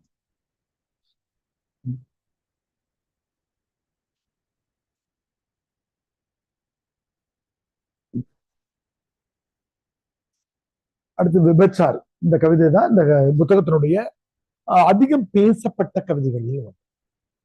இன்னைக்கும் நாம திட்டுறதுக்கு அந்த வார்த்தையை பொது சமூகம் பயன்படுத்தி கொண்டே இருக்கிறது ஆணாதிக்க சிந்தனையில. ஆனால் 50 ஆண்டுகள் முன்னாடி பாலியல் தொழிலாளிகளுக்கு ஆதரவாக யாராவது பேசினாக்கா அவங்க மட்டமா பேசுவாங்க. அவங்க ஏதாவது பேசுறாங்கன்னா அப்ப நீ தப்பு செய்யறவனான்னு கேட்பாங்க. பொது சமூகம் என்ன பண்ணும், பாலியல் தொழிலுக்கு ஆதரவா பேசணும். அப்ப எழுதுறாரு காமராசன். என்ன எழுதுறாரு பாருங்க, இந்த இலக்கியத்துல முக்கியமான வரியாக அது கருதப்படுகிறது. நாங்கள் நிர்வாணத்தை விற்பனை செய்கிறோம், ஆடை வாங்குகிறோம். நாங்கள் நிர்வாணத்தை பாலியல் தொழிலுக்கு பிறகு கிடைக்கிற தொகையை வைத்துதான் நாங்க ஆடையே வாங்க வேண்டியிருக்கு. அவ்வளவு வறுமையில் இருக்கிறோம்னு சொல்றோம். ரொம்ப அழகான முரண் தொடை. நிர்வாணம் ஆடை என்பது முரண். மேல பாருங்க, பார்க்கடல் அமுதத்தை தேவர்கள் சுவைத்து விட்டதால் தான் எங்கள் இதழ் அமுதத்தை அரக்கர்களுக்கு வழங்குகிறோம். இந்த கதையை நம்ம அடிக்கடி கேள்விப்பட்டுக்கிட்டே இருப்போம். பார்க்கடல்ல மேரு மலைய மத்தா வச்சு, வாசுகி பாம்ப கயிறா வச்சு, தேவர்களும் அசுரர்களும் ஒரு பக்கமா கடைஞ்சதாகவும், இதுல இருந்து அமுதமும் நஞ்சும் வந்ததாகவும், அமுதத்தை தேவர்கள் எடுத்துக்கிட்டு நஞ்ச அசுரர்களுக்கு கொடுத்தாங்க கதை இருக்குல்ல. இது தொன்மம்னு. பழைய கதைகளை எதையாவது சொன்னா அது பேர் தொன்மம். அவர் என்ன சொல்றாரு, தேவர்களுக்கு இந்த அமுதத்தை கொடுத்துட்டதால அசுரர்களுக்கு எங்கள் இதழ் அமுதத்தை தருகிறோம் என்பது தொன்மம்னு சொல்றாரு. அடுத்து இவர் கடைசியா முடிக்கிறார் பாருங்க, உணவு கொழுப்பில் பசி கொண்டவர்களுக்கு பசிக்கிறக்கத்தில் உணவானவர்கள் நான். பாலியல் தேவைக்காக வருகிற ஆண்கள் சாப்பிட்டு விட்டு வருகிறார்களாம். உணவு கொழுப்பில் உடல் பசி கொண்டவர்களுக்கு அவங்க காசு கொடுத்ததுக்கு அப்புறம் அவங்க சாப்பிட வேண்டியிருக்கான். பசிக்கிறக்கத்தில் உணவாகிறோம் நாங்கள் என்பதும் அழகான முரண் தொடை. முரண் தொடங்கி கடைசி அந்த கவிதை முடிஞ்சது. நாங்கள் அடிமைகள், அதனால்தான் எங்கள் சாம்ராஜ்யத்தில் சூரியன் உதிப்பதும் இல்லை மறைவதும் இல்லை. இந்த ஆங்கிலேயர்கள் பெருமையா சொல்லிக்கிட்ட வார்த்தை. ஐரோப்பியர், இங்கிலாந்துக்காரர்கள், பிரெஞ்சுக்காரர்கள், டச்சுக்காரர்கள், போர்ச்சுகீசியர்கள் உலகம் முழுவதும் அடிமைப்படுத்தப்பட்ட போது ஏதாவது ஒரு ஊர்ல சூரியன் இருந்துகிட்டே இருக்கும். அதனால எங்க சாம்ராஜ்யத்துல சூரியன் உதிக்கிறது இல்லை மறையறது இல்லைன்னா பாலியல் தொழிலாளிகள் அதையே அவலமா சொல்றாங்க. பகல் நேரத்திலும் இவங்கள் பாலியல் தேவைக்கு பயன்படுத்தப்படுவதால் அவலமா சொல்லுது. கடைசியான கவிதை இந்த புத்தகத்தினுடைய கவிதை. இன்னைக்கு நாம இந்த கவிதையை பார்த்துட்டு வேற ஏதாவது கேள்விகள் இருந்தா 2 டிஸ்கஸ் பண்ணிட்டு முடிச்சுப்போம். கருப்பு மலர்கள். கருப்பு மலர்கள் நம்முடைய உலக அளவில் ஒதுக்கப்படுகிற இனமாக இருக்கிற நீக்ரோக்களை பற்றிய கவிதை என்ற வார்த்தையை அவரே போட்டுறார். கருப்பு மலர்கள்னு போட்டு ஃபுட்நோட்ல கொடுத்துறாரு. நீக்ரோக்களை பற்றிய உருவக கவிதை என்பதை அவரே கொடுத்துட்டாரு. யூபிஎஸ்சி இந்த கேள்வியை 2 தடவை கேட்டிருக்கிறாங்க. கருப்பு மலர்கள் நூலில் இடம்பெற்றுள்ளனா எல்லாத்தையும் எழுதணும். கருப்பு மலர் கவிதையை பற்றி மட்டும் கேட்டாங்கன்னா இந்த கவிதையை பற்றி எழுதி மற்றதை தொடர்புபடுத்தி எழுதலாம். இந்த வரிகளை போட்டு கேட்டிருக்காங்க. இருட்டினுடைய ஆத்மாவா, எரிகரியின் சொப்பனமா, இதழ்கருத்த புன்னகையா, என்னாது? கருப்பு மலர். இருட்டினுடைய ஆத்மாவாய், எரிகரியின் சொப்பனமாய், இதழ்கருத்த புன்னகையாய் இருக்கும் ஒரு கருப்பு மலர். இந்த வரியை போட்டு யூபிஎஸ்சி கேட்டிருக்காங்க. இது என்னன்னா, இது ஒரு சின்ன கதை மாதிரி இந்த கவிதை எழுதப்பட்டிருக்கு. வெளிநாட்டுல இருந்து ஒரு யாத்திரிகன்னா பயணி ஒருத்தன் வரான். அவன் கையில கருப்பு மலருக்கான விதையை வச்சுக்கிட்டு கருப்பு மலர் வாங்கலையா, கருப்பு மலர் வாங்கலையான்னு வித்துட்டு போறான். இந்தியாவில எல்லாரும் வாங்குறாங்க. அப்படின்னா என்ன குறியீடுன்னா, தென்னாப்பிரிக்காவினுடைய நீக்ரோ இன மக்களுக்கான விடுதலையில இந்தியா நேரு காலத்துல இருந்தே நம்ம உங்களுக்கு ஆதரவா தான் இருந்துட்டு இருக்கோம் இன்னை வரையில். அதனால இந்தியாவில எல்லாரும் இந்த பூவை வாங்குறாங்க, விதையை வைக்கிறாங்க, தோட்டத்துல தூவுறாங்க, அந்த மலரை தலையிலாம் வச்சுக்கிறாங்க இந்திய பெண்கள் எல்லாரும். குறியீடு என்னன்னா, இந்தியாவில எல்லாரும் அதை ஆதரிச்சாங்க. அந்த பூ விற்கிறவன் சொல்றான், இத பௌர்ணமியில சூடாதீங்க, எல்லையில்லா வான்வெளியில் இரகத்திட்டு விளையாடும் எம்முடைய வெண்பறவை இங்கே பறந்து வரும் பூக்கொய்து ஓடியது. கருப்பு மனிதர்கள் இங்க இருக்கிறாங்கன்னு தெரிஞ்சா தூக்கிட்டு போயிட்டு வேண்டாங்க இல்லையா, ஆள் கடத்தல் போயிட்டு இது பண்ணிடுவான், அடிமைகள் ஆக்கிடுவான். இப்படி இருந்துட்டு இருக்கும்போது திடீர்னு இந்த பூ வித்துக்கிட்டு இருந்த ஆளு இறந்து போயிட்டான். இந்தியாவில எல்லா இடத்துலயும் பூக்கள் உதிர்ந்து விட்டது. இனிமே அந்த பூக்கள் பூக்காதுன்னு சொல்றாங்க. யாத்ரீகன் தன்னுடைய வெண்பறவை மீது ஏறி வெண்ணிலவில் கால் பதித்தான் என சொன்னார். இதைத்தான் நம்ம எழுதியிருந்தோம். மார்ட்டின் லூத்தர் கிங்கினுடைய இறப்பு இந்த கவிதை புத்தகம் எழுதுவதற்கு ஒரு 3 ஆண்டுகள் முன்னாடி நடக்கிறது. எனக்கு தெரிய சரியான தேதி 4/4/1968 நினைக்கிறேன். என்ன 2-3 நாள் முன்னாடி தான் ரெஃபர் பண்ணோம். 4/4/1968 மார்ட்டின் லூத்தர் கிங் இறக்குறாரு. அதுதான் அங்க எழுதப்பட்டது. யாத்ரீகன் தன்னுடைய வெண்பறவை மீது ஏறி வெண்ணிலவில் கால் பதித்தான். இப்ப என்ன ஆயிடுச்சுன்னா, எல்லாத்துலயும் கருப்பு மலர்கள் உதிர்ந்து போயிடுச்சு. இனிமே கருப்பு மலர்கள் பூக்காது அப்படின்னா கருப்பின மக்களுக்கான விடுதலை கிடைக்காதுன்னு பேசிக்கிறாங்க. கொஞ்சம் கொஞ்சமா நான் காமராசனுக்கு வயது ஆயிடுச்சு. என்னுடைய தலை மீதில் நிறைய நூல்கள், மீண்டும் கருப்பு மலர் விக்குமான்னு கேட்டுட்டு இருக்கேன். என்னுடைய இறப்பு கொஞ்சம் முன்னாடி மறுபடியும் என்னுடைய சிறு வீதியில மறுபடியும் பூ விற்கிறாங்க அப்படிங்கிறது நம்முடைய நெல்சன் மண்டேலாவுடைய குறி. நெல்சன் மண்டேலா தென்னாப்பிரிக்காவில் எழுச்சி பெறாரு. அதனால இந்த கருப்பின மக்களுக்கான விடுதலையை இந்தியா ஏற்றுக்கொண்டது என்பதும் மார்ட்டின் லூதர் கிங்குடைய இறப்பினால அந்த போராட்டம் பின்னடைவை சந்தித்தது என்பதையும் சொல்லுகிற ஒரு குறியீட்டு சிறுகதை மாதிரி. ஆனா இந்த 3 வரிகள் ரொம்ப ஆழமான வரி. இருட்டினுடைய ஆத்மாவாய், எரிகரியின் சொப்பனமாய், இதழ்கருத்த புன்னகையாய் என்பது ரொம்ப ஆழமானது. ஒரு கவிதைக்குள்ள நம்ம எப்படி வேணாலும் பயணிக்கலாம். நான் காமராசன் நினைச்ச மாதிரிதான் பயணிக்கணும்ன்றது இல்லை, நான் சொல்ற மாதிரிதான் நீங்க எழுதணும்ன்றது. கவிதைக்கும் ரசிகனுக்கும் இடையில யாரும் அதை எப்படி வேணாலும் ரசிக்கலாம்.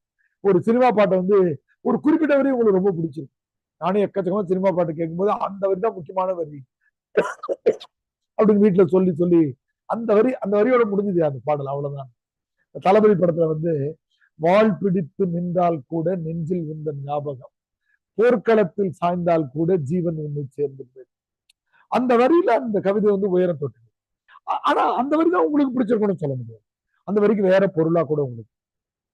அப்போ இந்த இருட்டினுடைய ஆத்மா என்பது இருட்டாக இருக்கிற வாழ்க்கை. ஆத்மானா என்ன? நான் இறந்த பிறகு நம்ம ராகவாலாரன் படத்துல பேய் பிசாதா வந்துட்டு ஆத்மா. என்னுடைய வாழ்க்கைக்கு பிறகும் துயரம் தொடர்கிறது. இந்த துயரம் என்னோட முடிஞ்சிருச்சு, என் பிள்ளைகளும் பேர பிள்ளைங்களும் நல்லா இருப்பாங்கன்னு கருப்பின அடிமைகள் நினைக்கவே முடியாது. அடிமைத்தனம் தொடர்கிறது என்பதனுடைய குறியீடு, வறுமை தொடர்கிறது என்பதனுடைய குறியீடு. வாழ்க்கையை அவங்க வாழ முடியாது. இன்னைக்கு நாய்க்குட்டிகள் நம்ம பிரிச்சு தூக்கிட்டு வர்ற மாதிரி நம்ம பின்னாடி நாட்டுப்புற நாவல்கள் படிக்கும்போது 7 தலைமுறைகள் என்ற அலெக்சியினுடைய நாவலை நம்ம அதிகமா ரெஃபர் பண்ணோம். தி ரூட்ஸ். ஒரு கருப்பின தம்பதியருக்கு குழந்தை பிறகுன்னா 2வது குழந்தை ஒரு 1.5 வயசு 2 வயசான எவனோ ஒருத்தர் விட்டுருவான். எங்கேயோ போயிடும், அந்த குழந்தை எங்க இருக்குன்னு எனக்கு தெரியாது. அவ்வளவு குறியீடுகள் அந்த இருட்டினுடைய ஆத்மாவாய் என்பது. எரிகரியின் சொப்பனமாய் என்பது எக்ஸ்பாய்டேஷன். ஒரு கரியை நம்ம பயன்படுத்துற வரையில அடுப்பெரிக்க பயன்படுத்தினோம், அது கரி ஆயிடுச்சுன்னா தூக்கி குப்பையில போட்டு. அப்ப இதே கருப்பின மக்கள் 7 தலைமுறையில படிக்கும்போது தெரியும், கையில காலில் அடிபட்டுச்சுன்னா அப்புறம் அவங்களுக்கு ஏதோ பேருக்கு சோறு போட்டு ட்ரீட்மெண்ட் கூட பார்க்காம சாவறதா செத்து போட்டு. ஆப்பிரிக்காவில இருந்து அமெரிக்காவுக்கு அவங்க கை கால்களை கட்டி கூட்டு போகும்போது அவங்களுக்கு சிறுநீர் மலம் போவதற்கு கூட வாய்ப்பு தராமல், உணவு கூட வழங்காமல் 500 பேரை கூட்டு போறான். நடுவில் போகும்போது எவனா செத்துட்டா தூக்கி கடல்ல போட்டு, மீதி 350 பேரை கொண்டு போய் ஏலம் விடும் அங்க சோறு. உயிராவே கருதல். இப்ப எரிகரியின் சொப்பனமாய் என்பது உழைப்பு சுரண்டலை குறிக்கிறது. பயன்படுற வரைக்கும் பயன்படுத்தி தூக்கி போட்டு. இதழ் கருத்த புன்னகையாய் என்பது சிரிப்பது கூட கருப்பாக இருந்தாலும் இந்த உலகம் ஏற்றுக்கிறது. நாம் அதுக்கு லிப்ஸ்டிக் போட முடியுமான்னு பார்த்துட்டு, ஆம்பளை பிள்ளைங்களுக்கு கல்யாணம் ஆகிற அன்னைக்கு கொஞ்சம் லிப்ஸ்டிக் போட்டு இருப்பாங்க. ஆனால் மகிழ்ச்சி என்பது கூட எங்களுக்கு கருப்பாக இருக்கிறது, சோகமாக இருக்கு. அதுக்குள்ள அந்த 3 வரிக்குள்ள கருப்பின மக்களுடைய வாழ்வியல் சுரண்டலுடைய எந்த விஷயங்களையும் இங்க எழுதலாம். அவ்வளவு விஷயங்கள் அந்த 3 வார்த்தைகளுக்கு இந்த மாதிரி நம்ம இந்த புத்தகத்தை படிக்கணும் நாம. அப்ப இதுல ரிப்பீட்டடா கேட்கப்பட்ட கேள்விகள் எதுன்னு கேட்டீங்கன்னா, ஒண்ணு வந்து நீதிமன்றத்தை கேள்விக்குள்ளாக்குகிற இருவர், நீதிமன்றம் இருவர், இந்த கேள்வி அடிக்கடி கேட்டுட்டு. அடுத்தது கருப்பு மலர்கள் வந்து தமிழ் கவிதை உலகினுடைய திருப்பு முனை. திருப்பு முனைனா ஜென்ரலா டிரான்ஸ்லேட் பண்ணோம்னா அது டேர்னிங் பாயிண்ட்னு தெரியும். ஆனா நீ மீனிங்ஃபுல்லா டிரான்ஸ்லேட் பண்ணோம்னா ட்ரெண்ட் செட்டர்ன்ற வார்த்தை தான் கரெக்டா. அப்புறம் தனி கவிதைகள், தனி கவிதைகளை அதிகமாக கேட்டிருக்காங்க. மலர்களை பத்தி எழுது, வானம்பாடியை பத்தி எழுது, வானவில்ல பத்தி எழுது, கருப்பு மலர்களை பத்தி மட்டும் எழுது, காகித பூக்களை எழுதுன்னு 10 மார்க் கேள்வியில தனித்தனியா. நீதிமன்றத்தை குறித்து கேள்விக்குள்ளாக்குகிற இருவர்ல அவருடைய முன்னுரைகளை கொஞ்சம் படிங்க. எனது பேனா அசைகிற போதெல்லாம் அதன் எழுத்து ஆளுகைக்கு உட்பட்ட பரப்பு இருக்கிறது என்ற விழிப்புணர்வோடு நான் எழுதுகிறேன். எதை வேணாலும் எழுத மாட்டேன், கல்யாணத்தை காதலை எழுதுங்க, அடித்தட்டு மக்களை தான் எழுது. அந்த கவிதையினுடைய ஆதங்கம் என்னன்னா ரீஹாபிலிட்டேஷன், மறுவாழ்வு பத்தி சிந்திக்கவே இல்லை. நம்முடைய தமிழ் இலக்கியம் தான் முதல்ல மறுவாழ்வு சிந்திச்சது. மணிமேகலை தான் சிறை கோட்டங்களை அறக்கோட்டங்களாக மாற்ற வேண்டும் அப்படின்னு சிந்திச்சவங்க மணிமேகலை தான். அதே காரணத்துக்காக தான் நம்முடைய பீகார் சிறையில நம்முடைய கிரண் பேடிக்கு மங்கள்சேசே விருது கிடைச்சு. இன்டர்நேஷனல் கிரிமினல்ஸை வந்து புத்தருடைய விபாசனா தியானம் சொல்லிக் கொடுத்து வெளியில சாதாரண யூடியூப்ல இந்த வீடியோ இருக்கு, பாத்தீங்கன்னாக்கா விபாசனா மெடிடேஷன் இன் பீகார் ஜெயில் அடிச்சதுனாலே. அப்ப இந்த மனிதர்களை நல்லவர்களாக மாற்ற வேண்டும் என்ற எண்ணம் அரசாங்கத்துக்கு இருக்கும். அதான் ஒரு காலத்துல மன்னர்கள் ஆண்டுட்டு இருந்த காலகட்டத்துல அது போலீஸ் கவர்மெண்ட், காவல் அரசாங்கம். பக்கத்து நாட்டுக்காரங்கிட்ட இருந்து விலங்குகள்கிட்ட இருந்து உள்நாட்டு கொள்ளையிட்ட இருந்து காப்பாத்தினா போதும். ஆனா இன்னைக்கு வெல்ஃபேர் ஸ்டேட். இன்னைக்கு வந்து முடியாதவங்க யாரு, மாற்றுத்திறனாளிகள், திருநங்கைகள் யாரு, முதியவர்கள் யாரு, அங்க ரோடு இருக்குதா, அந்த பக்கத்துல ஸ்கூல் இருக்கா, காலேஜ் இருக்கா, நலத்திட்டங்களை செய்யும். அதனாலதான் அந்த 2 கவிதையில ஒரு கோபத்தை காட்டாரு. பிச்சைக்காரர்களும் குடிகாரர்களுக்கும் கவுன்சிலிங் வச்சு அவங்களை சரி பண்ணி அவங்க வாழ்க்கையை சரி பண்ணலையேன்ற கோபம் தான் அந்த கேள்விதான் அடிக்கடி ரிப்பீட் ஆகிறது. அடுத்து கருப்பு மலர்கள் ஏன் திருப்பு முனை ட்ரெண்ட் செட்டர்னா, அந்த காலத்துல எந்த கவிஞர்களும் திருநங்கைகளை பத்தி எழுதுறத மட்டமா நினைச்சாங்க. இப்ப வர்ற திரைப்படங்கள் வரையிலே கூட சிலத்துல திருநங்கைகளை கேலியா சித்தரிச்சு போட படங்கள் இருக்கு. இவ்வளவு நாகரிகம். விபச்சாரிகளை பத்தி பேசுறதே தவறுன்னு நினைச்சாங்க. மாற்றுத்திறனாளிகள் போன பிறவில் செஞ்ச பாவையை அவனுக்கு ஒதுக்கி வச்சாங்க. கைம்பெண்கள் அதெல்லாம் அவங்க தலையெடுத்து விதின்னு. ஆனா அவங்களை எல்லாம் ஆதரிச்சு அவங்களுடைய வழக்கறிஞராக மாறணும். அவங்க சார்பா நின்று, அதுதான் ட்ரெண்ட்ல ரொம்ப முக்கியமானது. அப்புறம் இயற்கை சார்ந்த கவிதைகள்ல கவனிக்க முடியாத பகுதிகளை கவனிச்சாரு. அது புறங்கனோட எழுதின பிறகு நம்ம ரைட்டுங்களா. அடுத்து இந்த தனி கவிதைகள்ல முக்கியமான அடிக்கடி ரிப்பீட் பண்ணிருக்க கவிதை தலைப்புகளை மட்டும் நான் எது சொன்னேன். கருப்பு மலர்களை ரிப்பீட் பண்ணிருக்காங்க தனி கவிதைகளை, தலைப்பு மட்டும் போட்டு கேட்டதுல. வானம்பாடி வானவில் கேட்டிருக்காங்க. காகித பூக்கள்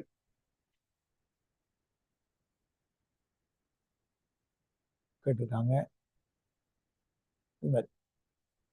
மலர்கள் இந்த மாதிரியான கவிதைகளை இயற்கையிலிருந்து கேட்டிருக்காங்க. இதுல இருந்து ஓமைகள், ஓமைகள் கேட்டு ஊமை குறியீடுகள், ஊமை கேட்டிருக்காங்களா? எங்க அதுல ஓமை, ஊமை ஒரு தம்பி பழைய பிஓக்யூ வச்சிருக்காரு, அதை பார்த்து சொல்றேன்.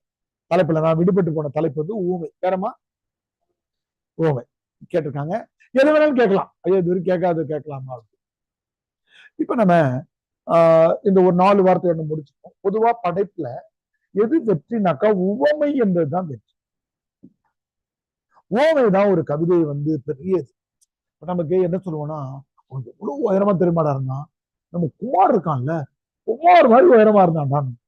அப்போ குமார் நமக்கு தெரியும், அவரை பத்தி உயரம் அப்படியே உன் முகண்டா அந்த எல்லா மாதிரி வெள்ளையா இருந்துச்சுடா அப்படின்னு தெரிஞ்சதுல இருந்து தெரியாத புரிய வைக்கிறதுக்கு தான் ஓமைகள் பயன்படும். அப்ப இந்த ஓமைகள்ல முற்றிலும் புதிய விஷயங்கள் எடுத்துட்டு வருவாங்க. ரொம்ப ரசிக்கத்தக்க ஓமைகளா இந்த புத்தகம் முழுதும் பொட்டி கிடக்கு. வானவில்ல படிச்சீங்கனாலே அவ்வளவு ஆச்சரியமா இருக்கும். வானவில்ல வந்து அவர் எழுதுவாரு, வண்ணங்களின் 7 அடுக்கு மாளிகைன்னு எழுதுவார். அது பெரிய வியப்பா இருக்காது. அவர் சொல்லுவாரு, இது அடிநாட்களில் பறவைகளுக்கு வைத்த வரவேற்பு வளையம்னு எழுதுவார். காலையில உணவு எடுக்க போன பறவைகளுக்கு உணவு எடுத்து திரும்பும் பறவைகளே வருக வருக அப்படி ஆர்ச்சி வச்சா எப்படி இருக்கும், அந்த மாதிரி இருக்குது வானவில். சொர்க்கத்திலிருந்து தூக்கி எறியப்படுகிற சிறு துரும்பு கூட அழகாய் இருக்கிறது.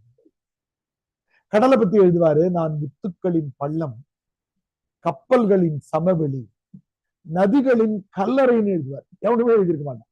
நதி அங்க போய் செத்துருது. இது அந்த கவிதையை படிச்சு நீங்க கடலுக்கு போய் நின்னீங்கனாலே ஒரு நிமிஷம் உங்களுக்கு தான் இருக்குது, நதியினுடைய கல்லறைடானா எப்படி இருக்கு. அப்போ அந்த மாதிரி ரொம்ப முற்றிலும் புதுசா எழுது. மலர்களை பத்தி எழுதும்போது எழுதுவாரு, சொர்க்கத்தை பார்த்து விட்டு சொக்கி கிடக்கிற பூமி தேவியின் கண்கள் எழுதுவார். மேல நிமிர்ந்து பார்த்துதான் சொர்க்கம் தெரிஞ்சுதான் அதுலயே சொக்கி போய் அப்படியே மேலேயே பார்த்துட்டு தான் அதான் பூமி. அப்படி முற்றிலும் புதிய உவமை. அடுத்தது குறியீடுகள். குறியீடுகள் என்பது என்னன்னு கேட்டீங்கன்னா, அவன் எங்கேயோ இருக்காண்டா அப்படின்னு திடீர்னு ஒரு நல்ல போஸ்டிங் வாங்கிட்டான், அவன் வாழ்க்கையே ஒரு வெளிச்சமா இருக்குடா அப்படின்னு. இல்ல பிசினஸ் ஏதாவது தோத்துட்டாருன்னா அவன் பாதாளத்துக்கு போயிட்டான்டா அப்படின்னு. எல்லாம் எம்எஸ்எல் இங்கதான் இருந்துட்டு இருப்போம். ஆனா குறியீடுகளை நம்ம என்ன சொல்றோம்? அப்போ இந்த புத்தகம் முழுவதும் நிலவை வந்து பெரிய குறியீடா பயன்படுத்தியிருப்பார். பௌர்ணமின்வாரு, அமாவாசைன்வாரு, நாளைக்கோ அமாவாசை நரைத்த நிலா கல்லறை நாள். நாளைக்கு அமாவாசை, முடி நரைச்சு போயிருந்த நிலா வந்து நாளைக்கு சாவு போகுது, நரைத்த நிலா. அந்த மாதிரி புதிய புதிய ஓமை. மரணத்தை பற்றி சிந்திக்கிறேன்ல சொல்லுவாரு, என் சுவாச பைகளை பட்டினி போட்டு விட்டு நான் மரணத்திற்கு விருந்து வைக்க போகிறேன். மரணத்துக்கு விருந்து வைக்கிறாராம். எதை? இவருடைய உடம்பு அப்படின்னு. என்னுடைய கல்லறைக்கு பக்கத்துல கொசுக்களின் நீங்காரம் இருக்கட்டும், அங்கே ஒரு சாக்கடை ஓடிக்கொண்டிருக்கும். முற்றிலும் புதிய செய்தி. தொன்மம்னாக்கா பழைய விஷயங்கள் எடுத்துட்டு வருது. இப்போ ஒரு பழைய விஷயம் படிச்சோம், எது? அமுதம் நஞ்சு பார்க்கடல் படிச்சோம் நம்ம. இது இல்லாம புல்லுல வரும்போது குசேலரின் உணவு களஞ்சியம். புழுதுல என்ன சொல்வாரு? குபேர அழுக்குன்னுவாரு. அப்புறம் கிளியோபாத்ராவை ஒரு இடத்துல சொல்வாரு. இதுக்கெல்லாம் பேரு தொன்மம்னு பேரு. பழைய விஷயங்களை எடுத்துட்டு வந்து இப்ப கவிதையில பயன்படுத்தும். ரொம்ப எளிமையான எடுத்துக்காட்டு ஹரிச்சந்திரப்பா அப்படின்ற ஒரே வார்த்தையில அவரு ஒண்ணும் பொய் பேசுறாரு, அது உண்மை பேசுறாரு. ஆமா நீ பெரிய ஹரிச்சந்திரன், எனக்கு தெரியும். நம்ம 4 பேர் பேசிட்டு இருப்போம், யாரோ ஃப்ரெண்டு வருமா, 4 பேர் வர்றாரு அமைதியா இருக்கு. அப்ப அந்த ஒரு வார்த்தை பெரிய விஷயம் சொல்ற மாதிரி பழைய விஷயங்களை எடுத்து பயன்படுத்துவது தொன்மம். கடைசியா படிமம். படிமம்னா என்னன்னா ஓவியம், உருக்காட்சி. ஒரு கவிதையை படிக்கிற போது அது வந்து இதெல்லாம் இலக்கிய உத்திகள்ல படிப்போம் நாம. இந்த புத்தகத்துல எவ்வாறு பயன்படுத்தப்பட்டிருக்குன்னு கேட்டாங்கன்னா கேள்விகள் தான். வேற ஏதாவது முக்கியமான கேள்விகள் இருக்கா பாருங்க. டிஸ்கஸ் பண்ணாத புதிய கோணத்தில் இந்த கேள்வி. சமூக பிரஜை என்ற வார்த்தை வருது. சமூக விழிப்புணர்வு. என்ன சமூக விழிப்புணர்வு? மீண்டும் அடித்தட்டு மக்கள் யாரெல்லாம் எப்பவும் காதலை பத்தியும் கல்யாணத்தை பத்தியும் எழுதிட்டு இருந்தாங்க. திருநங்கைகளுக்கு வாழ்க்கை தரணும், பாலியல் தொழிலாளிகள் மதிக்கப்பட வேண்டும், ஊமைகளை நாம வந்து எப்படி இது பண்ணணும், சேரிக்கு வந்து கல்வியை தரணும். அல்லது கருத்தம்மா என்ற கவிதை கூட முக்கியமான செம்மீன் என்கிற திரைப்படத்துல வர்ற ஒரு கைம்பெண்ணுக்கு மறுமணம் நடக்கணும்னு எழுதியிருப்பார். சொர்க்கத்தையாவது நடக்கட்டும். மலையாள சினிமா அது. தமிழ் சினிமா பத்தி எழுதினாருன்னு ஒரு பாட்டு கிடைச்சு அவர் 200-300 பாட்டு எழுதியிருக்கிறார். அப்படியே அடித்தட்டு மக்களுக்கு அதான் சமூக பிரஜை. அடுத்த கேள்விமா முற்றிலும் வித்தியாசமா ஒரு கேள்வி வித்தியாசமா இருக்கு, அது நாளைக்கு வச்சுக்கோ. நான் கருப்பு மலர்கள்ல முதியோர் நிலைன்னு 2020 ஒரு கேள்வி கேட்டிருந்தாங்க. அந்த கேள்வி புதன்கிழமை அன்னைக்கு பேசுவோம். அது இல்லாம படிக்கும் எல்லாமே ஒரே மாதிரி தான் இருக்கும். நீதிமன்றத்தை கேள்விக்குள்ளாக்குகிற கவிதைகள் இருக்கும். கருப்பு மலர்கள் புதுக்கவிதை உலகின் திருப்பு முனை அல்லது முக்கியத்துவம் வாய்ந்தது ஏன்னு இருக்கும். எல்லாமே தலைப்புகளை இது பண்ணதா இருக்கும், அல்லது கவிதை தலைப்புகளை போட்டு கேட்கலாம். புத்தகம் எளிமைதான், கொஞ்சம் கூர்மையா படிச்சு. வானம்பாடின்னு நீங்க பாயிண்ட் போட்டு வந்தீங்கன்னா 14 பாயிண்ட் படிக்கும். இந்த பொல்லாத வானம் துணிகளையும் காய வைத்துக் கொண்டு மழையையும் தூர வைக்கிறது. ஏன்னா வானவில் வருகிற போது மழை வெயில் ரெண்டு இருக்கும். துணின்னு வானவில்ல சொல்றாரு, அதுவே துணியை உணர்த்துதான், அதுவே மழை பெய்யும். திமிர் பிடிச்ச வானம் தான் எழுதி. அந்த மாதிரி நீங்க அந்த ஒரு கவிதை புல்லு வந்து இவ்வளோண்டு கவிதையா இருக்கும், உங்களுக்கு 8 பாயிண்ட் இருக்கு. வால் முளைத்த மண்ணே, வசந்தத்தின் பச்சை முத்திரையே, பால் தரும் கால்நடைகளின் தின்பண்டமே அப்படின்னு முழுக்க ஒன்னையும் ஒரு பாயிண்ட். ஒரு 10-15 கவிதைகளை முழுசா, குறிப்பா வானவில், வானம்பாடி, இந்த இயற்கை கவிதைகள், கருப்பு மலர்கள், இதெல்லாம் நாளை காலையில் 9:55 உங்களுக்கு கொஸ்டின் போட்டுருவாங்க. ஆன்சர் ஷீட் இப்போ கூட நீங்க வாங்கிட்டு போயிடலாம். பின் போட்டு வச்சிருப்பாங்க 20 பக்கத்துக்கு. நீங்க தான் வாங்க. வேற டவுட் இருக்காமா? கருத்தம்மா மட்டும்தான், பொதுவா வந்து கருத்தம்மா. ஏன் அந்த கருத்தம்மா கவிதை ரொம்ப முக்கியமானதுன்னா, மலையாள திரைப்படத்துல தகழி சிவசங்கரம் பிள்ளை எழுதி திரைப்படமாக உருவாக்கப்பட்டது. அது ஒரு கவிதை. தகழி என்னும் பிரம்மா வந்து ஒண்ணு வந்து தகழியால் நீ செய்துவாயிருக்கிற பரிக்குட்டி என்று காதலிச்சு. வேற கருப்பு மலர்களை படிக்கிறதுல டவுட் இருக்காமா? நாளா பிரிச்சு படிங்க. முன்னுரை முடிவு வித்தியாசமா எழுதுங்க. கொஞ்சம் கூகுள்ல பண்ணீங்கன்னா அவருடைய வேறு 2 புத்தகங்களுடைய பேர் சொல்றேன். அதுல இருந்து ஒரு கவிதையை வெவ்வேறு கவிதைகள் படிக்கணும். சகாராவை தாண்டாத ஒட்டகங்கள், சகாராவை தாண்டாத ஒட்டகங்கள், தாஜ்மஹாலும் ரொட்டி துண்டு. நம்ம திட்டமிட்டே பெருசா போட்டிருக்கோம் கைலாஷ். ஏன்னா அங்கங்க கேப் இருக்கு இல்லையா, அதுல விடைகளை எழுதி குறிப்புகளா எழுதலாம். பிரிச்சுக்கோங்க. சகாராவை தாண்டாத ஒட்டகங்கள் ஒண்ணு, இன்னொன்னு தாஜ்மஹாலும் ரொட்டி துண்டு. இந்த 2 புத்தகங்களை கதை சுருக்கத்தையோ அல்லது கூகுள்ல உங்களுக்கு கிடைக்கக்கூடிய கவிதைகள் 1-2 வரி கிடைச்சதுனாலும் உங்களுக்கு நல்லா இருக்கும். வேறமா இப்பதான் இறந்து போனார். நான் காமராசன் வந்து 2017 18 தெரிஞ்சு கூகுள் பாருங்க. நான் 17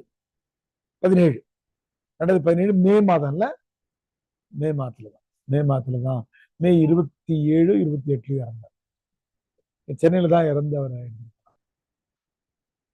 இந்த 4 புத்தகமே நீங்க டெஸ்ட் ஃபீஸ் கட்டுறவங்களுக்கு ஃப்ரீயா தருவாங்க. இது வந்து ஃபர்ஸ்ட் பேப்பருக்கான சப்போர்ட்டிங் மெட்டீரியல், ஒன்னு செகண்ட் பேப்பருக்கான சப்போர்ட் மெட்டீரியல், இன்னொன்னு இது வரைக்கும் நம்ம நடத்திருக்க 7 வரைக்கும் இருக்கிற ஆல் கொஸ்டின்ஸ். நீங்க நான் தான் சொல்லுவேன், நான் ஒரு கருப்பு மலர்கள்னா பிஒய்க்யூவை ஒரு தடவை பாக்குறதும், இந்த SC 80 வரைக்கும் கொஸ்டின் ரிப்பீட் ஆயிருக்கும். அதுக்கு பதில் கிறுக்கி எந்தெந்த விடைகள்னு எழுதி பழகிட்டீங்கன்னா கருப்பு மலர்கள்ல ஒரு கேள்வி கூட உங்களுக்கு அதிர்ச்சி கொடுக்கணும். நிறைய பண்ணிக்கலாமா?